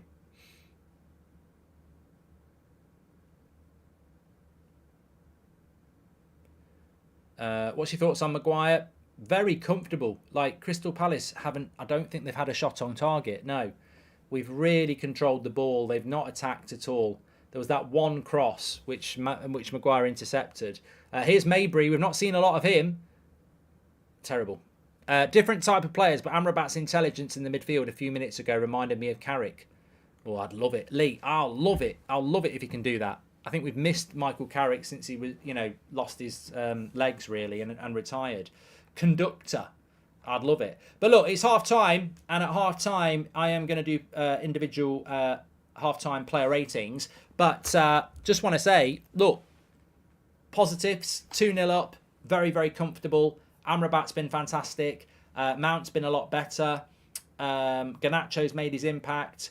Casemiro's looked very good again. Varane has led and dictated the tempo from the back. I think Dalot's been good. I think Maguire's been absolutely fine as well. And Arna, may as well be sat with Ten Hag. He's had nothing to do, really. I've completely forgotten about him. But I wouldn't say negative. Constructives, I would still say what I keep saying. On the balance of the play, I would say that, look, we've had 69% possession and we've had 3 shots on target. We're not going to do it today, so it's not a negative. It's just a constructive. 1 goal comes from a corner. 1 comes from a very quick transition. We need to become a team that can get higher up the pitch, be confident in the possession, and create more chances. We still aren't creating enough chances. And when I look at Martial, what's going on around Martial? Nothing's going on around Martial. So we still need to become that team that Liverpool and Arsenal and Spurs and Man City and Villa and Brighton are. We don't create enough chances. But from where we were against Brighton and where we were against Burnley, I think that's a really good step forward. That's more like the Man United of last season, where we're compact at the back and, we know we're going to get 1 or 2 good chances and take the game 1 or 2-0. So I think that there's real positives in relation to what we've seen there. And we're just going to have to be patient about whether we can become that team that creates more chances and gets our number 9 in the game more. But look, Crystal Palace have made a lot of changes, but so have Manchester United. And I think Amrabat's been brilliant, by the way. I didn't like the idea that he was going to play at left back, but it's been really clever the way him and Ten Hag have utilised that. It's been to the detriment of Garnacho, as I was just saying before the half. Garnacho's not had a lot of the ball because Amrabat's not playing as a fullback. And whilst Dalot does tuck in and invert, he's still a fullback that overlaps a lot. We've seen Dalot overlap about 4 or 5 times in that first half. I don't think we've seen Amrabat overlap once, which means we're not really getting the ball to Garnacho as much as we would like because Amrabat's actually tucking in centrally and playing as a midfielder. But Garnacho's got his goal, so that's all that matters for him. But I've loved the way that Amrabat has moved around the pitch. We saw him pressing at right wing halfway through the first half. We've seen him dropping in between the centre-backs. We've seen him dropping into the middle to do Casemiro's role. I think it's really exciting what Amrabat could be if we get him involved in that midfield more when the full-backs are back. Hopefully Reguilon will be back at the weekend. And I think it will be very interesting. If Reguilon is back on Saturday, it's going to be very interesting to see how Ten Hag constructs his midfield because there's no way he can't pick Amrabat for the next 2 games. He needs to pick him against Galatasaray and Palace. We need to win. And I'll be very interested to see how he constructs his midfield. And I tell you what, if you're Marcus Rashford and Bruno Fernandes sat on the bench, absolutely fantastic because they never get dropped, they never get subbed, but they'll be sat there on the bench and they'll be going, this team's playing really well without us. I've got to get back in this team and start, kicking on.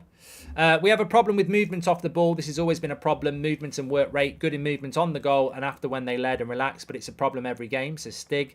The difference Amrabat's making, that midfield and completing, it feels like nothing I've experienced in the last 5 years, at least.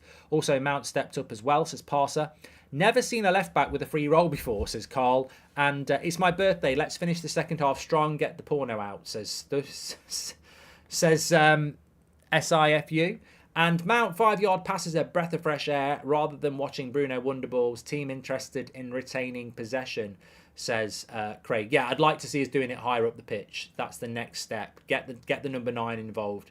This formation might actually be it, says Sultan. And really good performance considering no Martinez, no Bruno, no Rashford and Amrabat playing out of position, says Phillips.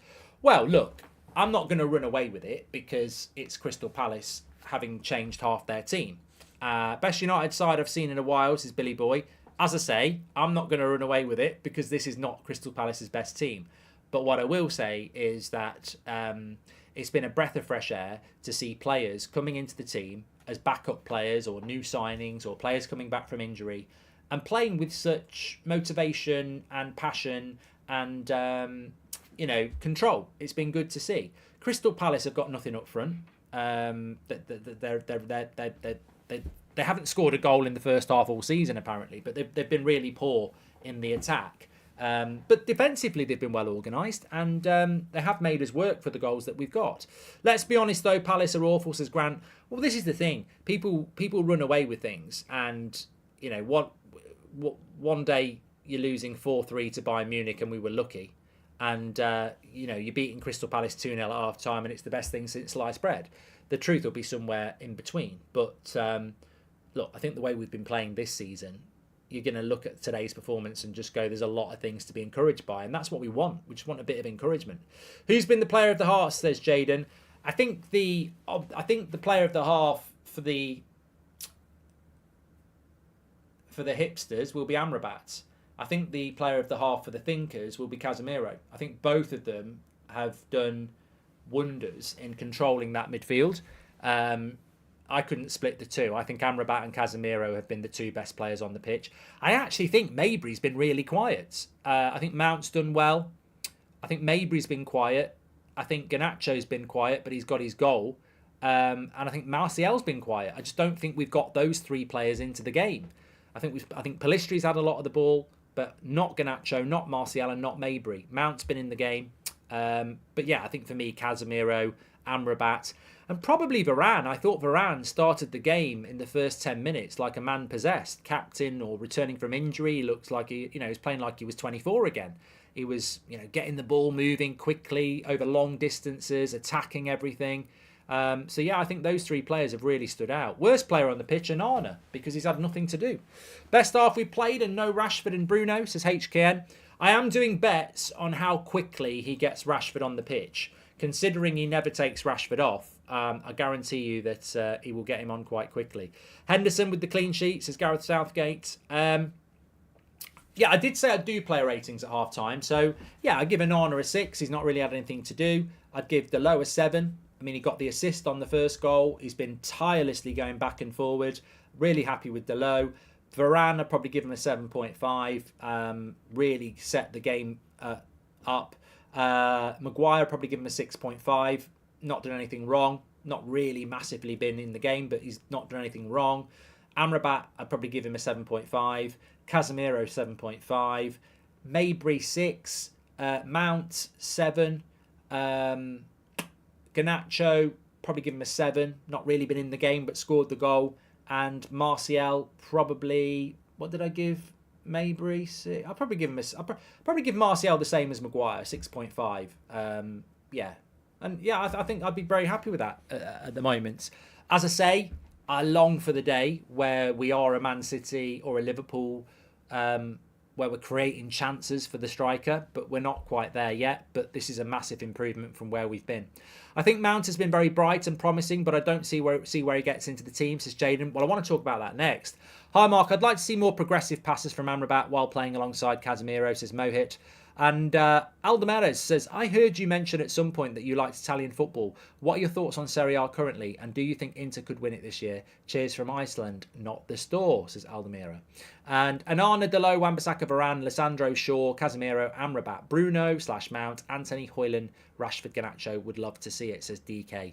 And yeah, I do like Italian football. Liked it since Italia 90. To be fair, the Italian league is probably the most watchable league in relation to competition. Our league is Man City, French league is PSG, German league is Bayern, Spanish league is Real Madrid or Barcelona. The Italian league does change hands quite a lot. Inter are looking very good this season. Napoli just seem to be a little bit off the pace, don't they? Look, what would my best Manchester United side be at the moment? Onana, Wan-Bissaka, Varane, Martinez, Shaw, Casemiro, Amrabat, Bruno, Rashford, Højlund, Mount. I can't put Anthony there because I don't know when Anthony's going to be back. I mean, some ways you could, Anthony might not be back before Greenwood. And I know that sounds ridiculous, but I mean, what if they bring Greenwood back next summer? What if Anthony still hasn't resolved his issues? So there's no point in putting Anthony in there at the moment. I think the right wing issue, Pelistri would give a 6.5. I think the right wing issue is probably how he's going to solve the Bruno Mount thing. And to be honest with you, I would probably give that a try. I would probably play Bruno and Mount, one of them on the wing, and get them interchanging, because if they're intelligent enough to do it, and they are, then it can be quite confusing for a team. But you've got to put the discipline in if you plan the right. Crystal Palace are 10th in the table, so for an exactly mid-table team, we're not doing bad at all. Midfield control can do wonders, says Vic. Remember, Crystal Palace are not picking their strongest team the same way we're not picking our strongest team as well. Please do subscribe to the channel, bottom right hand corner. Get involved with United Stand. We're only 200 subscribers away from 747. Really appreciate that. Also, massive shout out to the podcast. New episode out today, Goldbridge Saves Football. Lots of you have been downloading it in the first half because I can see in the back system. So thank you for those who've clicked in the live chat and downloaded it on Spotify or on iTunes to listen later. Please do give it a listen. We're looking to do something, and the first 10 minutes sort of explain it around VAR. And also, you've got to listen to it anyway for Pundit Pratt of the Week. Every week on the podcast, we identify a number of Pratt comments and award it to the worst of the lot. Last week, it went to... I think it went to Ali McCoy's for saying Scott McTominay should walk into the Man United side. But Tim Sherwood did push him close with Ten Hag hasn't improved the player since he came at United. And I've purposely kept that one back because when Man United aren't playing well, these Pratt pundits come out with total shite and people go, you know what, he's telling the truth. So, Tim, I would like to say now, with United playing well in a game, please tell me that Man United's manager hasn't improved any players at Manchester United. I just would love to know who he hasn't improved at Manchester United, considering Garnacho is basically improved under Ten Hag. Delot has improved under Ten Hag. Varane has improved under Ten Hag. Luke Shaw certainly improved under Ten Hag. Marcus Rashford has improved under Ten Hag. Wan-Bissaka has improved under Ten Hag. The list goes on and on and on. But they only say this shit when we've lost the game. They won't say it now because they'll look a bloody idiot. And they need calling out for it. And we do that on the podcast every week. We've got some crackers this week. The team barbecue by Ten Hag on Sunday is the game changer, says Arturo. It must have been the sausages. And I don't know how to explain it, but I hope he had corn on the cobs. I don't know how to explain it, but Garnacho has special... and he better add those kebabs, on the meat. The skewers with the bits of chicken or pork. Even if you're vegetarian, you could have that halloumi. And then, slice of pepper, red onion... Love it, love it. I hope he had them. And what about the condiments? I don't just want ketchup. I want a homemade coleslaw, maybe a Thousand Island dressing. And what we're doing for drinks, Ten Hag? Are we having a drink? You can't have a barbecue with just Coca-Cola and lemonade. We've got to be having a bottle. I don't know how to explain it, but Garnacho has a special aura. And what about party games? I heard there was a bounty castle. Is that for adults? Is it the old, Fall Guys one where you jump the thing? He wouldn't have had one of them. He wouldn't want anyone else getting injured.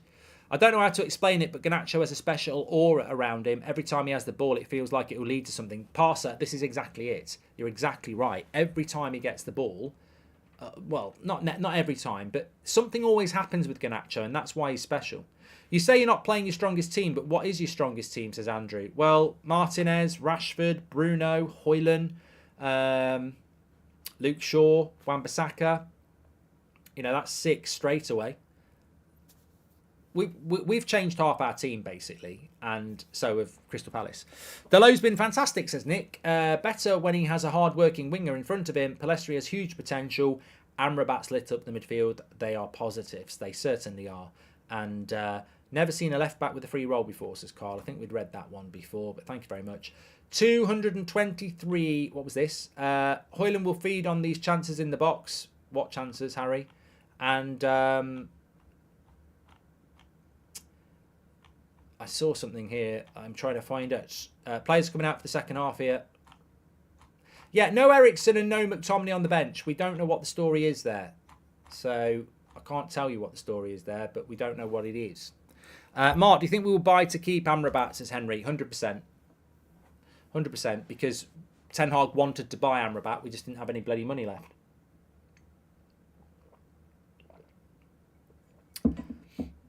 No changes at half-time.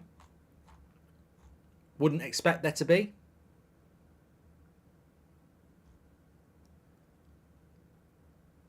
Oh no, Lindelof's coming on. Lindelof is on. Maybe for Delot. Give him a rest for the weekend. Not a bad idea.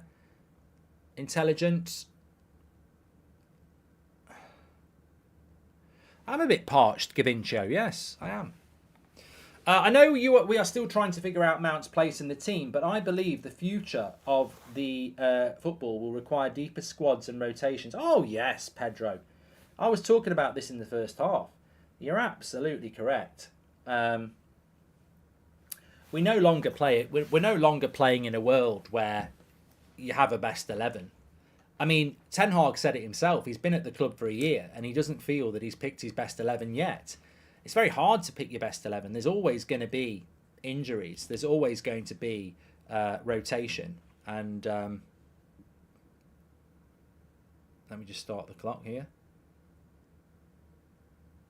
Mason Mount's gone off apparently. Oh, that's interesting from Ten Hag then. That's really interesting from Ten Hag. He's done it the other way, hasn't he? Some people like it the other way, but he's done it the other way. He's effectively, instead of... He's a laptop manager, is what I'm trying to say, Ten Hag. So what he's done is he's gone and put... Amrabat's now playing in the midfield and Lindelof is playing at left back, which is better for the system actually. But he's a laptop manager, Ten Hag, when it comes to fitness. He won't... Lovely reading of the game by Varane. But yeah, he's a laptop manager, so he won't put a player under risk. Now, ordinarily, I think Mount would have been on the bench and only played the second half, but he's obviously done it the other way around. Mount obviously can only play 45 minutes, according to the laptop. And we've seen this with Ten Hag. We know this is what he's like. He really does follow the science. So 45 minutes for Mount is obviously all that computer said. Ten Hag said, can I keep Mount on in the second half? Computer said, no.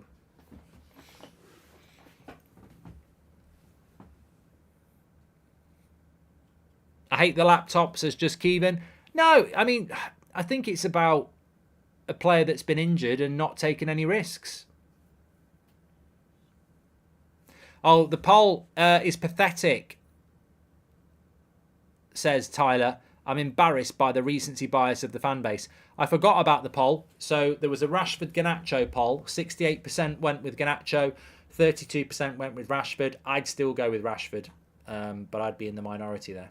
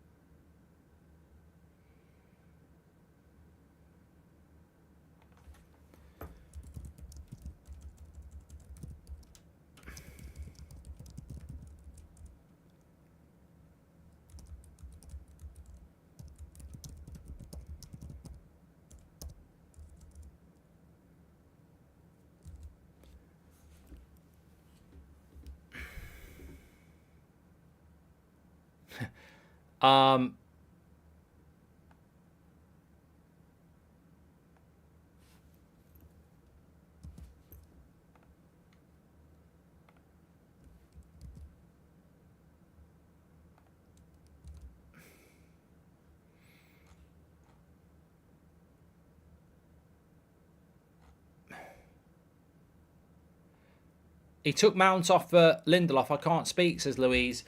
Mate, I wouldn't even be worried about it. Is this a knockout game, says Kyle? Yeah. It's about the... it's just about Mason Mount. Ten Hag would have told Mason Mount he was only playing for 45 minutes this morning. It's not a tactical or a form-based substitution. It's completely about fitness.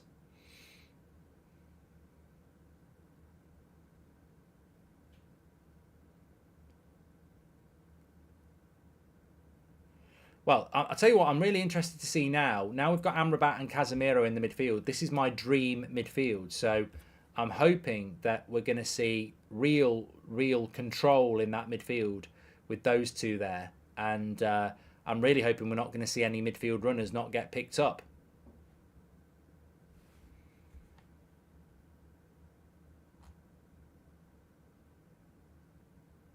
See, Callie says it should be Mount or it should be Hannibal off and not Mount, but you're not listening, mate. Like it's not a substitution that's based on who played well in the first half. Hannibal Mabry has been fit since pre-season. He's not had an injury. Mason Mount is coming back from a month out with an injury. and obviously he can only play 45 minutes. So he's played 45 minutes and he's come off. He's not been subbed because Ten Hag thinks that Mabry's better than him. Any thoughts on Ten Hag hosting a barbecue the other day for players and their families, says Prime? Just been speaking about it. What I want to know what was there. Was it just sausages? Any salads? What sort of salads? Are we getting serious? You know, I don't just want a bit of cucumber and lettuce, you know. Different types of lettuces, balsamic vinegar, you know, all sorts of stuff. What was going on?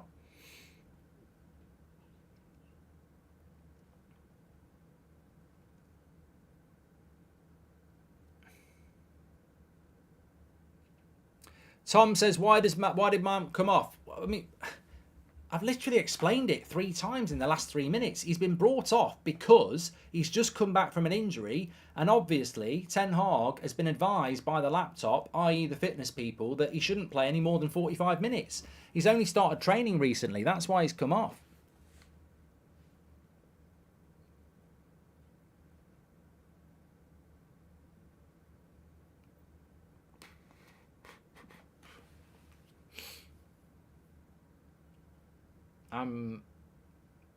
Lindelof and Maguire back together as a left-sided centre-back pivot.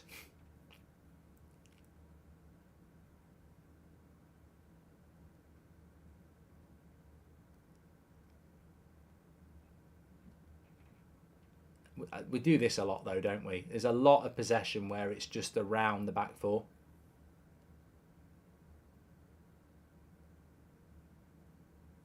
Come on, bit of space now. Bit of space. Move it.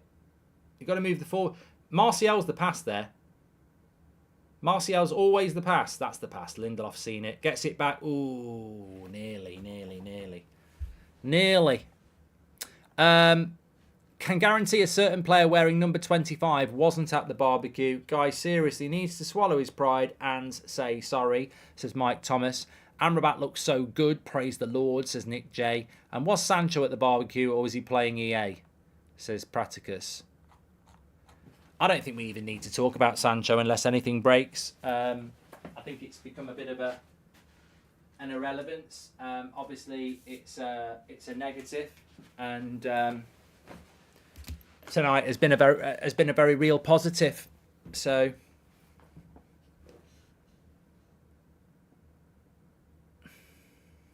Hi Mark, I just wanted to say I'm disgusted with the treatment of Bruno. He's a true captain, even there for Rashford when he crashed his vehicle, says Salt. I haven't seen anybody be disrespectful to Bruno anyway. I mean, I think Bruno's a massively important player to us.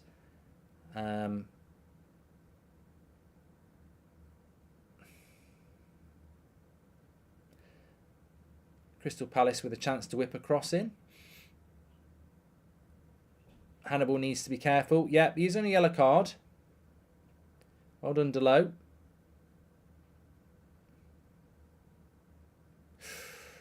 Bad pass by Pellistri. Casemiro and Amrabat complementing each other really well, says Charlie. Yeah, they just stood in the middle going, you look lovely today. So do you. I love your shirt. Johnny Evans. Johnny Evans coming on. Must be for Varane. When do you reckon Mainoo will be given play time, says Axel? Well, he's injured. I don't know when he's going to be back.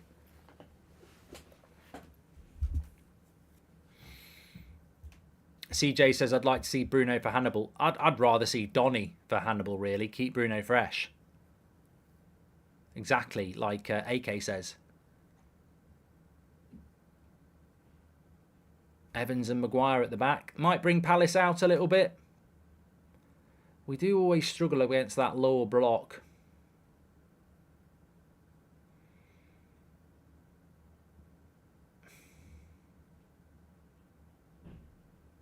Could be Maguire going off as well. I mean, Maguire's only just come back from injury, hasn't he, as well? So, as I say, if it works for Mount, it's going to work for those as well. Lovely ball by... What a ball by Varane.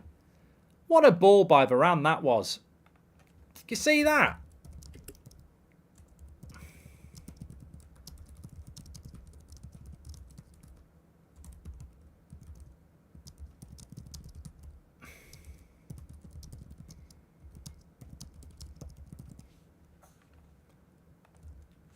That pass from Varane into Lindelof was brilliant. Martial, get in! What a goal! Tony the Tiger, shut up and sit down. If he can stay fit, he's such an important player. The smiles on his face. I tell you what, there'll be a lot of hypocrites in that crowd. There'll be a lot of hypocrites in this chat who've slagged him off, who don't like him. He's miserable, he's lazy. Get out of our club. He isn't. He's just injury prone. That's all he is. If he's in and sharp and fit, he's a lovely lad. He's well liked within the club. He's not miserable. He's not lazy. He just has a really, really bad injury record. And this, again, is another fantastic bit of play. And look, he's our top scorer. He's also getting assists. Delightful cross by Casemiro. And Martial takes that really well with his left foot on the half volley. Lovely cross by Casemiro. And a goal for a striker. And he took it really well. Not an easy take, that. On the bounce, on his left foot, coming across him. Got to go across the goal. That is a striker's finish. If you're a prospective striker, study that. Because that is incredible. Lovely, lovely goal. And a lovely cross as well. Casemiro. What did I say to you at half time? Amrabat. A lot of the hipsters will be saying Amrabat's man of the match. I think the thinking person's man of the match is Casemiro. They've both been brilliant, but Martial gets the goal. Love it.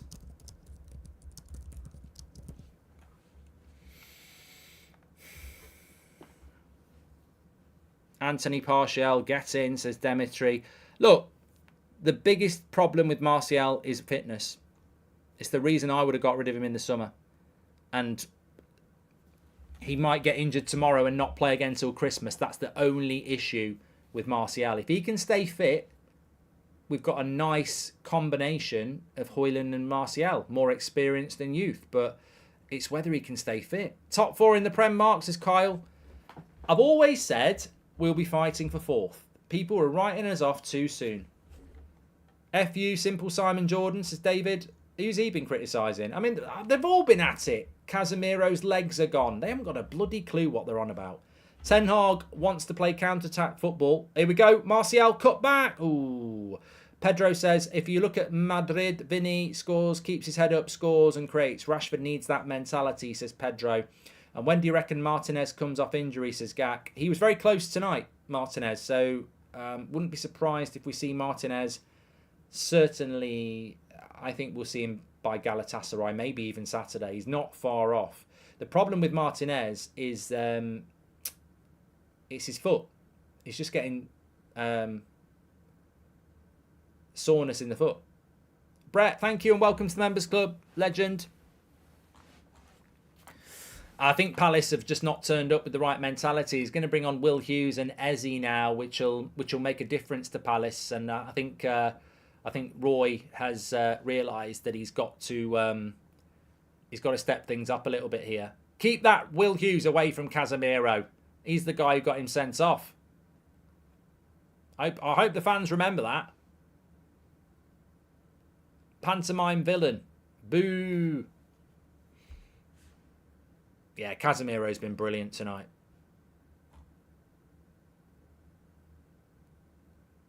Look at Varane. Varane's played really well as well.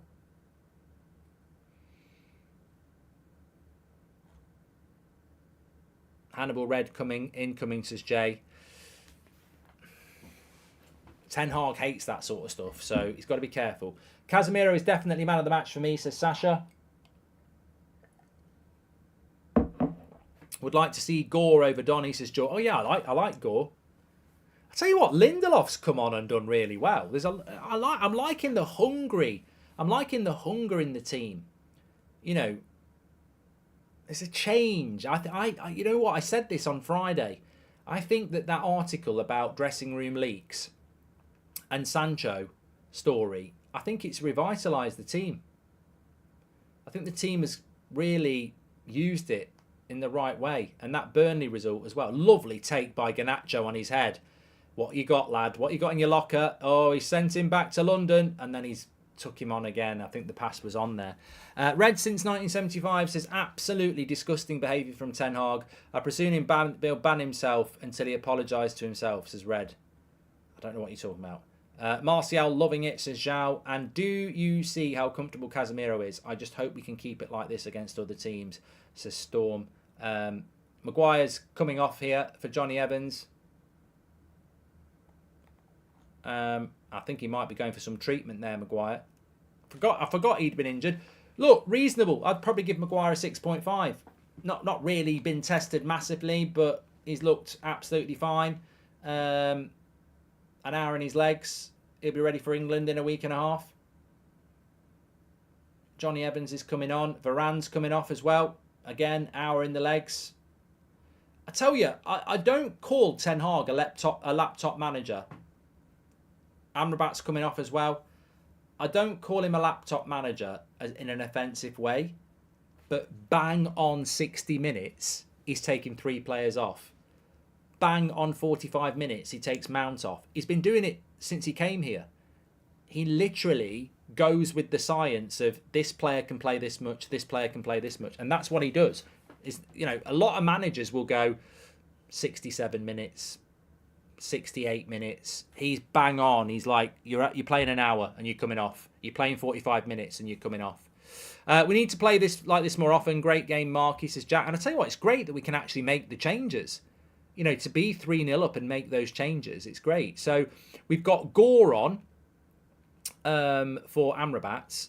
We've got Evans on. Oh no, Maguire's staying on. Maguire's still on. I thought Maguire had gone off. Johnny Evans has come on for Varane. I think that's more an indicator of the game on Saturday. I think that's Varane. You're playing on Saturday. You needed some minutes, and Amrabat's going to obviously play on Saturday as well. That Faz guy said last game to bench Casemiro, says George. It's all about opinion. Romero, Casibat, great pairing and a positive game, says PQ. The only gripe, and it's tiny, is that there's 2 keepers on the bench. But I think that's to do with squad depth at the moment, PQ. I think we've got a lot of injuries, as you know. If Henderson had played the full game, would the scoreline be different, says Glenn. Well, to be honest, it would either be the same or less, because it's not like we haven't had loads and loads of chances. We've took our chances. Who would be your first choice midfield, as we now have a fair few, says Luke. For me, it's Casemiro, Amrabat, Bruno. What good has this laptop done to our injuries, says Eric. And nice to see Lindelof playing in CDM and doing well, says Sam. Well, he's doing that inverted role, isn't he? He's inverting. Also think big European nights can be galvanising and raise morale, so maybe that had an effect, says Tony. And Mark, I'm on holiday and I think Amrabat's just the energy we need front back, says Duke. Plus, I think Maguire and McTominay need to be deported to another club. Mark, Amrabat and Casemiro just looks great together. In the midfield, when one pushes up, the other one sits back, and so on. Won't be dominant with them, says Juan. Yeah, won't be dominated with them. I'm happy to say it might be a bit sensationalist, but I haven't seen a better duo since Ant and Dec. Casemiro and Amrabat. They just work. They just work together. They know what each other are doing. He'll crack a joke and he knows what to do next. It's brilliant. Casemiro was a 7 on Saturday, so not a surprise. I think it's taken him time to get going in a season, which in your early 30s can be understood, says Tango. Thanks everyone who's tuning in, by the way. Please do subscribe, bottom right-hand corner.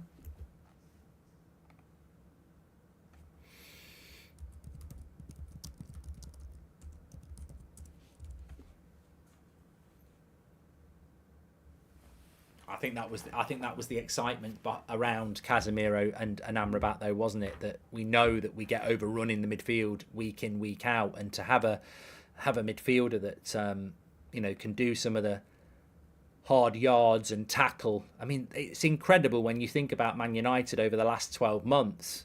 We've had Casemiro, and there is nobody next to him who can do that work. And Eriksen can't do it. Fred couldn't do it. McTominay can't do it. Bruno certainly can't do it. To not have a natural player to do it.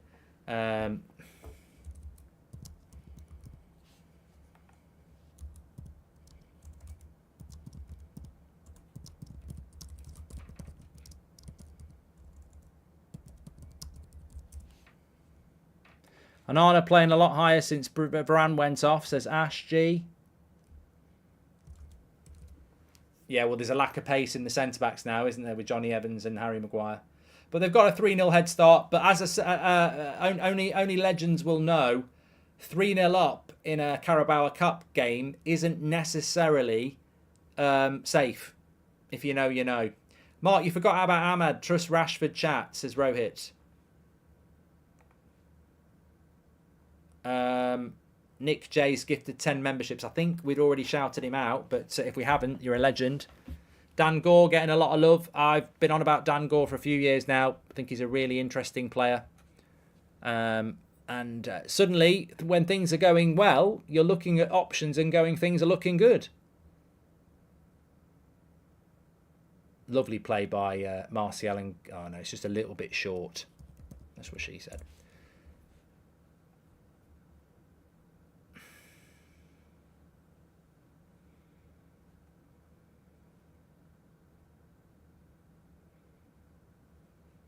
Free from desire. Mind and senses purify it. Na na na na na na na na na na na na na na na na na na na.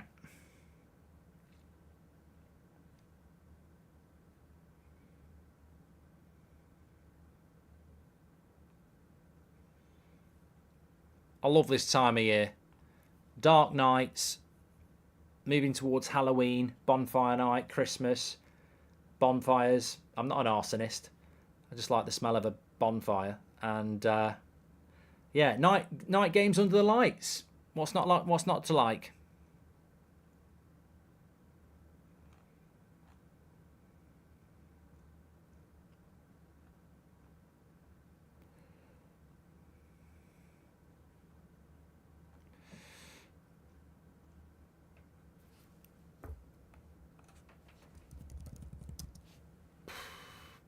I mean, Palace, even with the substitutions, the game's not really changed massively, has it? I mean, I don't really recall them having many chances, and I hope we're going to see a very similar game on Saturday afternoon.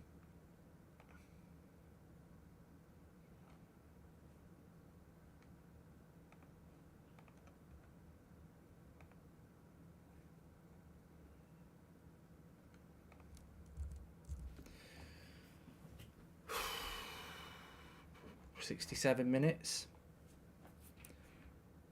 Super Sunday, Nottingham Forest against Brentford. It's not a Super Sunday. That's a shit Sunday.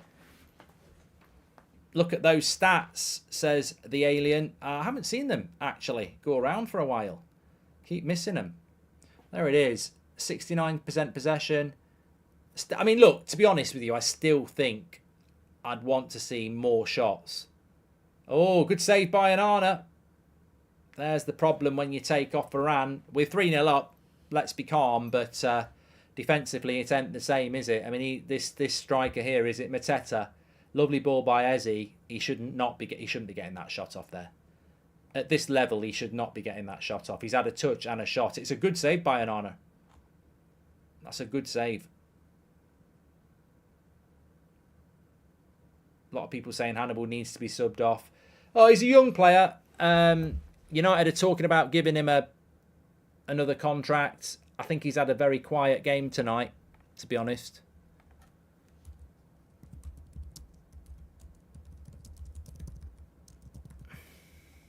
He's on the ball now, though. I don't know why he refused the forward pass there. That was a weird pass. That was a really weird pass. He had 3 people ahead of him and he just ignored it to go backwards. Strange. What a match. Great to see the youth doing well, says this. And will Crystal Palace players spend the rest of the week in Manchester, says Andrew? No. It's not like being in New York and, you know, you're from Vegas. It's a couple of hours down the road, London. It's Tuesday. They can't stay. No, we can't be bothered to travel a couple of hours. Let's stay in Manchester for the rest of the week. Mark, please forgive me as I'm not familiar with him. What is Dan Gore's natural position, says Hennessy? Well, it's difficult with Dan Gore because he's obviously played youth football, under 23s or whatever it is they call it now. I would say he's box to box, but as a young player, he might evolve deeper, or he might stay where he is, or he might become a number 10. I think that somebody said to me about Dan Gore about 2 years ago, he's got the potential to be the next Roy Keane. And when somebody says that, you take notice. Donny's going to come on. It's got to be for Maybury. Has to be for Maybury. And it is. Yeah. He's on a yellow card. He's getting tired. You don't want to see him getting a red. And I suppose it's a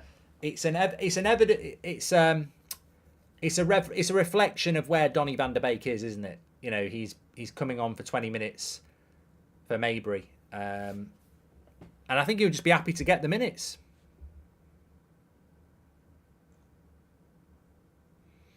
But look, of course, Daniel Gore is not the next Roy Keane. Roy Keane was a one-off, and I don't like the next this, the next that. But it's a hell of a compliment. Oh, Johnny Evans has nearly scored again. He's on a roll. But I think Gore is a player to keep an eye on. Definitely. There's a Shea Lacey in the youth setup. I'd keep an eye on him. I'd also keep an eye on Wayne Rooney's kid in a few years as well. I think he looks like he's going to be very good. So we've got a couple of players, and there'll be plenty more as well. But I think Gore is going to be interesting. I think he's, I look at him there, number 44, and he looks a little bit like Mason Mount. Like he's got that physicality to him. So, look, we've got a manager that only picks youth if he thinks it's good enough. So, whether it's Maybury, Gore, Garnacho, Pellistri, Mainu, Ten Hag will get rid of them if he doesn't think they're good enough. Here we go again. Delo, there's a lovely ball on if he sees it. He should have gone inside there. The pass was on.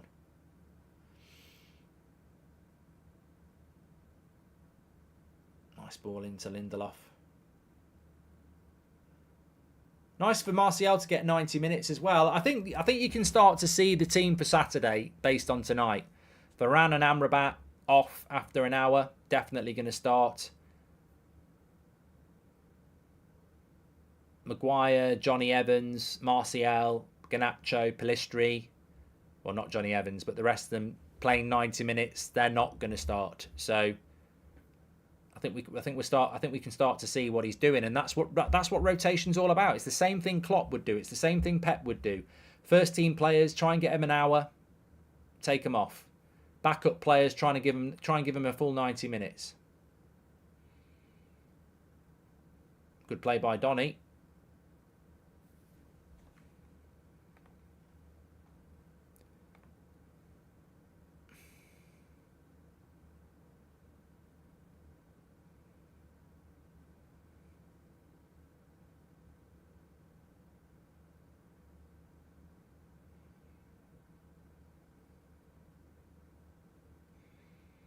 Could we maybe see Lindelof as a left-back on Saturday, says Isaac?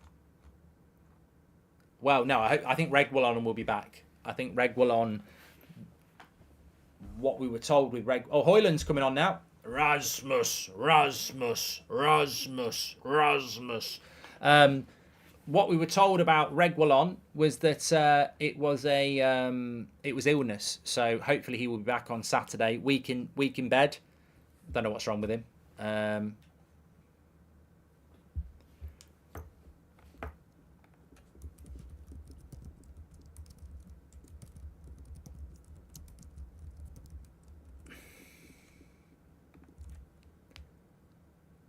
Ooh, could have been no, not giving it. For a minute there, I took a sharp intake, edge of the box. Maguire left his foot in, player went down. I thought, please no. Could have been a penalty there. Wasn't. Lovely play by Eze here. And the cross goes over.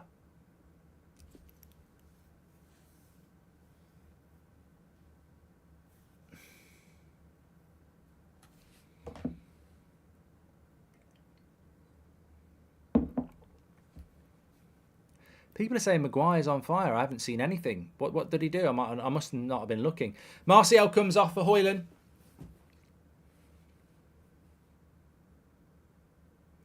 Lovely goal. They're just showing it back here. Lovely goal.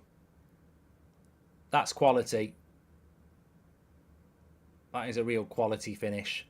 Hard to do. So you know what? Ten Hag really likes Martial as well. Like it's so obvious from what he said publicly about him. He really likes him. The frustration is the injuries.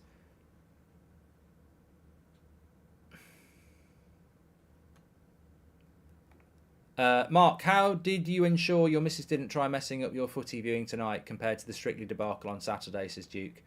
Well, Strictly's not on tonight. And Jason says, do you think our best lineup is Rashford left, Rasmus up front, Mount right, Bruno, Amrabat, Casemiro, Shaw, Martinez, Varane, Aaron Wan-Bissaka? Yes, I do. Yes, I do. And thank you very much for that super chat from Jason.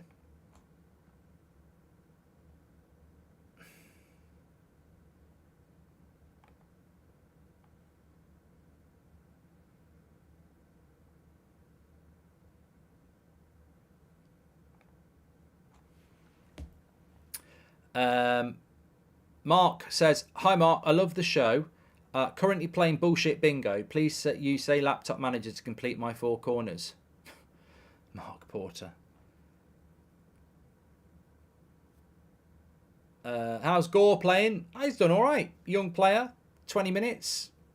Done all right. Just don't see where it with Mabry. He's the only youngster today that seems out of his depth, says Alec. Yeah, I think he had a quiet game today. I think the game passed him by a little bit. He looked a little bit off the pace. I'm not actually, I'm obviously very positive about most of our players, especially when they're young players. Honestly, with Mabry, I'm not quite there yet. I don't think he's ready. I think he needs another loan, but he might benefit. Look. I thought he played reasonably well against Burnley. I don't think he did really much tonight. When will he get his next chance? There are injury issues. That was a silly pass by Maguire, but we've won it back. And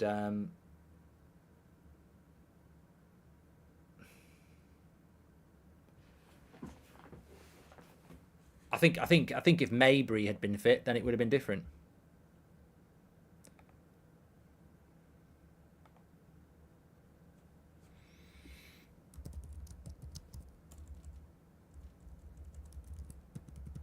It's Donny. It's a Delo. Probably overrun that. No, he's still got it.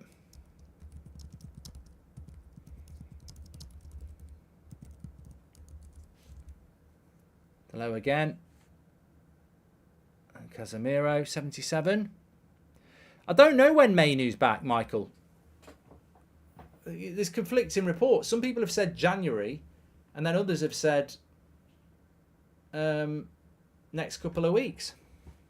Amrabat and Casemiro are a long way from McFred. They can pass, be strong and not hide from the ball. We had no backup for them, remember, says Levi. Just a little bit of positive news. Player ratings is coming to you very, very soon. I'm just about to pop the link in the video description. Remember to mark every player out of 10, 6 being the average. Oh, shit. Let me just get the link. And I'll whack it in the video description.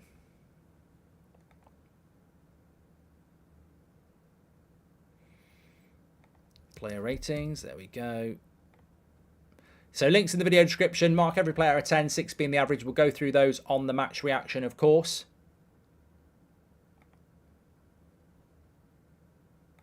I actually just realised, actually, I'm just looking at something here. I predicted Man United would win 2-0 tonight. I was wrong.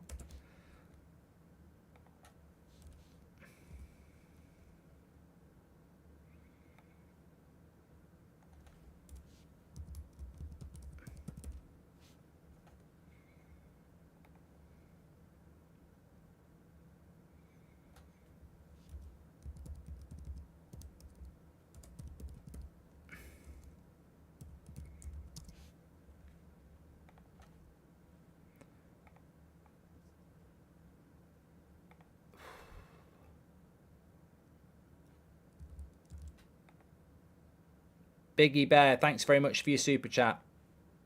Appreciate that.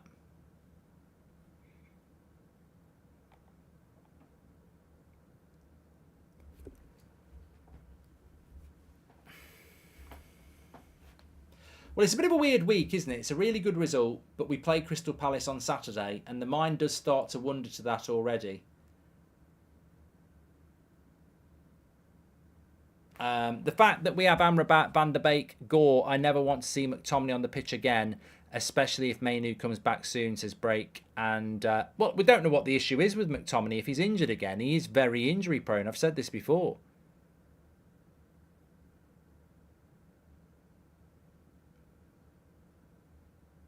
I think this is another. When's the draw for this? You desperately need another home draw.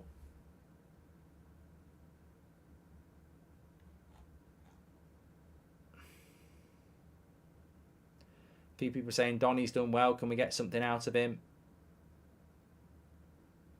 I think we'll see a very different game on Saturday.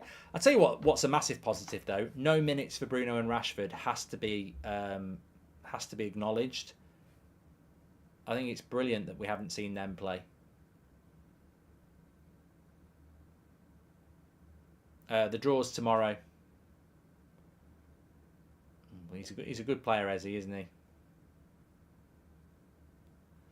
Be a very different game on Saturday because they've got a lot of players to bring back, and a lot of the players they've got to bring back are their better players.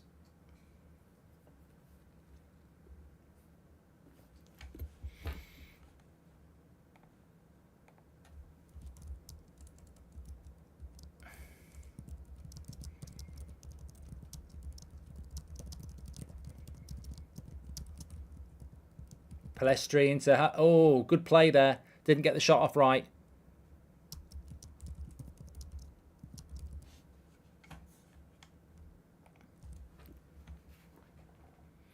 Yeah, week off for Rashford and Bruno. Fantastic. As he is a good player, Harry. Very, very good.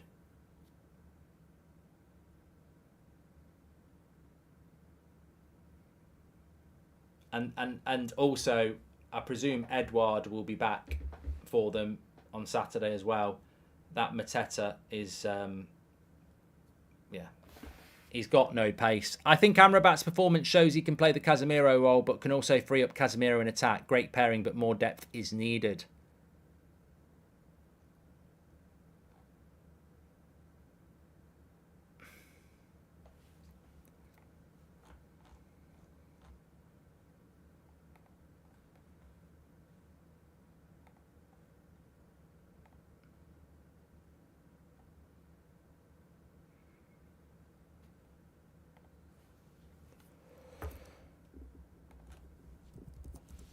Sorry, someone's just said, is the player ratings working? I believe it is. Let me just check.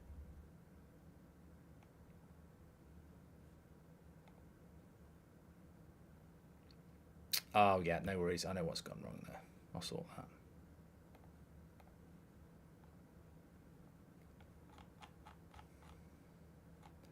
United just pinging it around at the moment.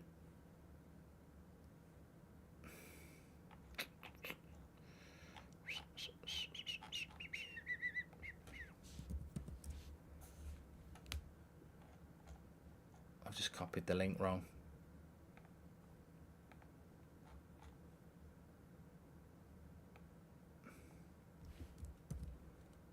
Let me change it.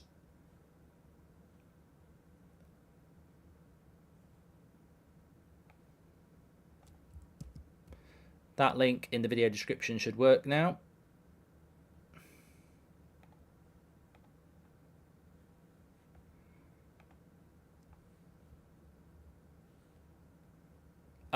Bruno and Rashford will be straight back into the starting lineup on Saturday. You're a fool if you think that's not happening.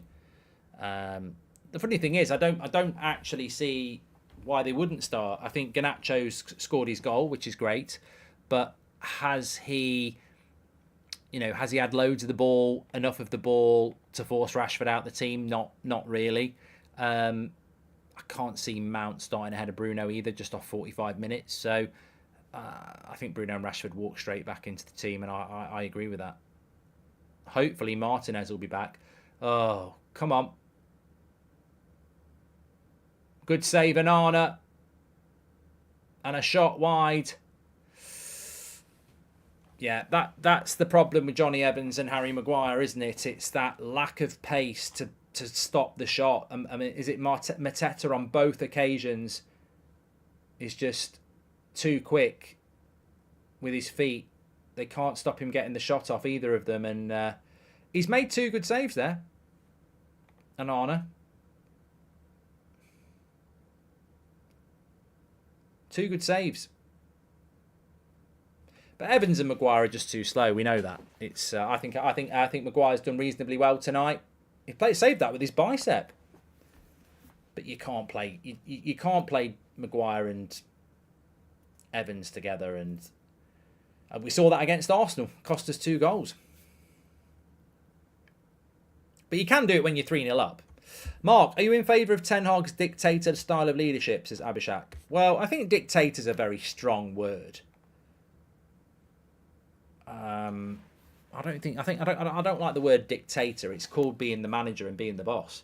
Predictions for United's next game, says Biggie. I choose not to do that at the moment, Biggie. It's Tuesday. I don't need to predict Crystal Palace at the weekend. But Onana did need this, Michael. He's made 2 good saves in the second half. I think at half-time he'd had really little to do, but second half he's had some saves to make. Garnacho and Pellistri give United today great balance and structure, says Salah. They keep the width and allow the midfield players to create and dictate the tempo. Here is Pellistri. Little cut inside. Little roll. Oh, I tell you what, nearly flicked in Donny.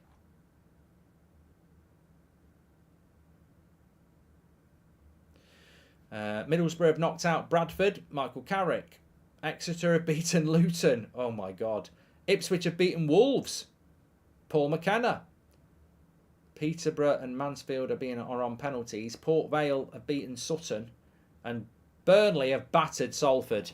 When the team performs, the keeper performs. Brilliant performances tonight, says Ant. Thank you very much, Ant, for your super chat. Here is Pellistri. We'd love to see him score, but he ain't going to score there.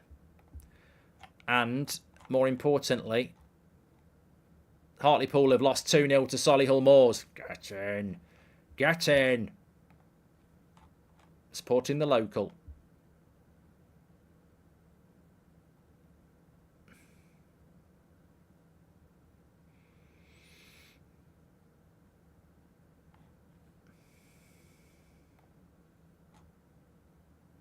Match ratings, links in the video description. Mark every player out of 10, 6 being the average.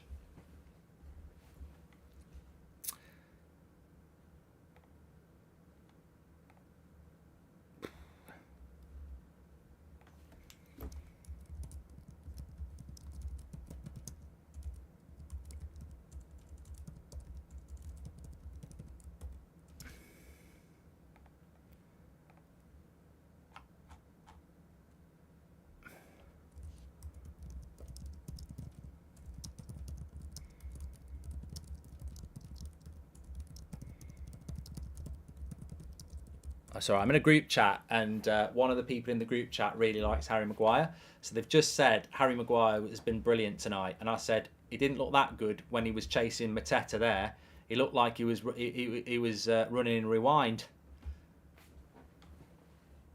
Nice to see Dan Gore getting a little bit of praise in the chat as well. Corner to Manchester United, headed away, edge of the box. Lindelof! Oh, what a hit! Straight at the keeper. Still in there. Johnny Evans, no. Still Lindelof. Garnacho, good shot, good play. How much does it cost you guys over in England to be able to watch football across the Premier League, Champions League, etc.? Costs about $100 a month across the different subscriptions in Australia, says Tom. Yeah, it costs a lot of money in this country, Tom. I can't remember. It's a long time since I've looked at my bills, but we don't even get every game. So, yeah, 3 o'clock games, you don't get them. Nice to see United up in the shot count in the last 10 minutes as well. A few empty seats now. Game's over. People have got travelling to do.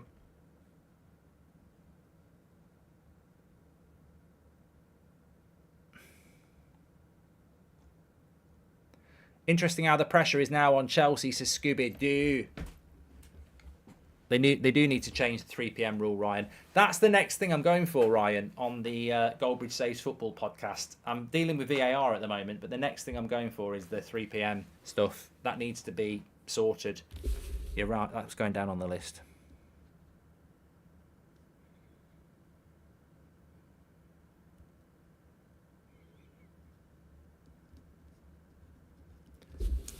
Please do listen to the podcast, by the way. It's new out today, every Tuesday. Goldbridge Saves Football. Links in the live chat. Give it a download on Spotify. I think you'll enjoy it. And you can listen to that on your way to work, in the bath, at home if you're unemployed, or after porn. It doesn't matter when you listen to it, but don't use it to get yourself off. I don't want my voice associated with that. Nice ball into Garnacho. He's getting a bit more space now. Where's he going? He needed to go wide there. Goes to Casemiro. Goes back to Lindelof. Goes to Casemiro again. He's going to whip a cross in. It's not a bad one. Only 3 minutes added on here. Blue Ninja loves the podcast. Give it a listen. You'll get converted. You'll love it. Links in the live chat. Download it.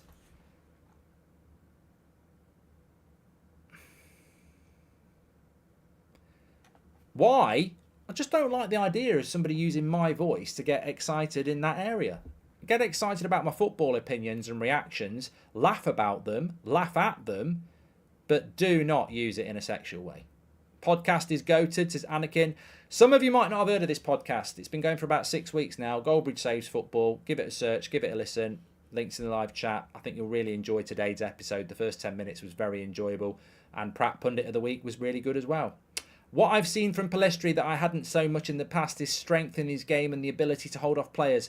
Feels a big game for him, says Levi. Look, he's a regular for Uruguay in that squad. Like, he's not some chancer. He is got a lot of potential, and I agree, and I've said before, if he was at Manchester City, I think he would get a lot more game time.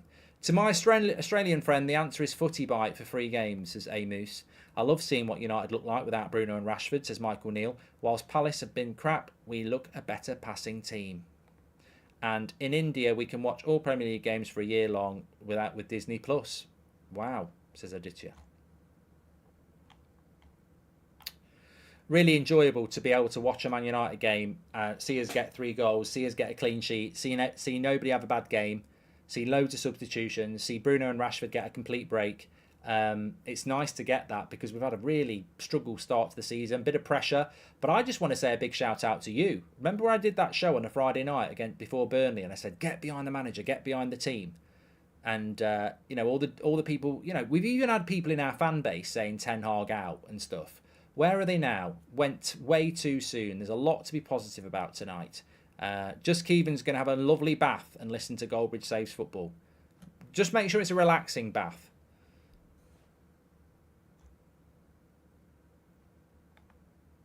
Can't wait to do the match reaction.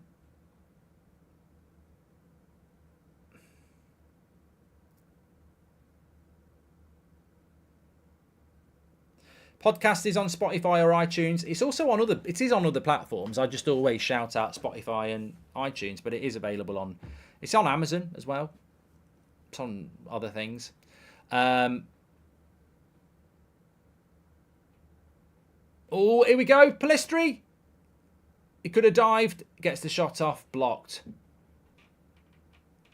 And that's the final whistle. United through into the next round. We would have expected that. We probably would have demanded that. But we might not have foreseen that scoreline and that type of performance from some really, really good players. Make sure you do player ratings. I'm going straight on to the match reaction. My man of the match is Casemiro. I thought he was Classemiro. In fact, I'm going to use that as my title of my video. Let's get over to the match reaction, though. Lots to talk about. Lots and lots to talk about. And I'll speak to you over there in a minute.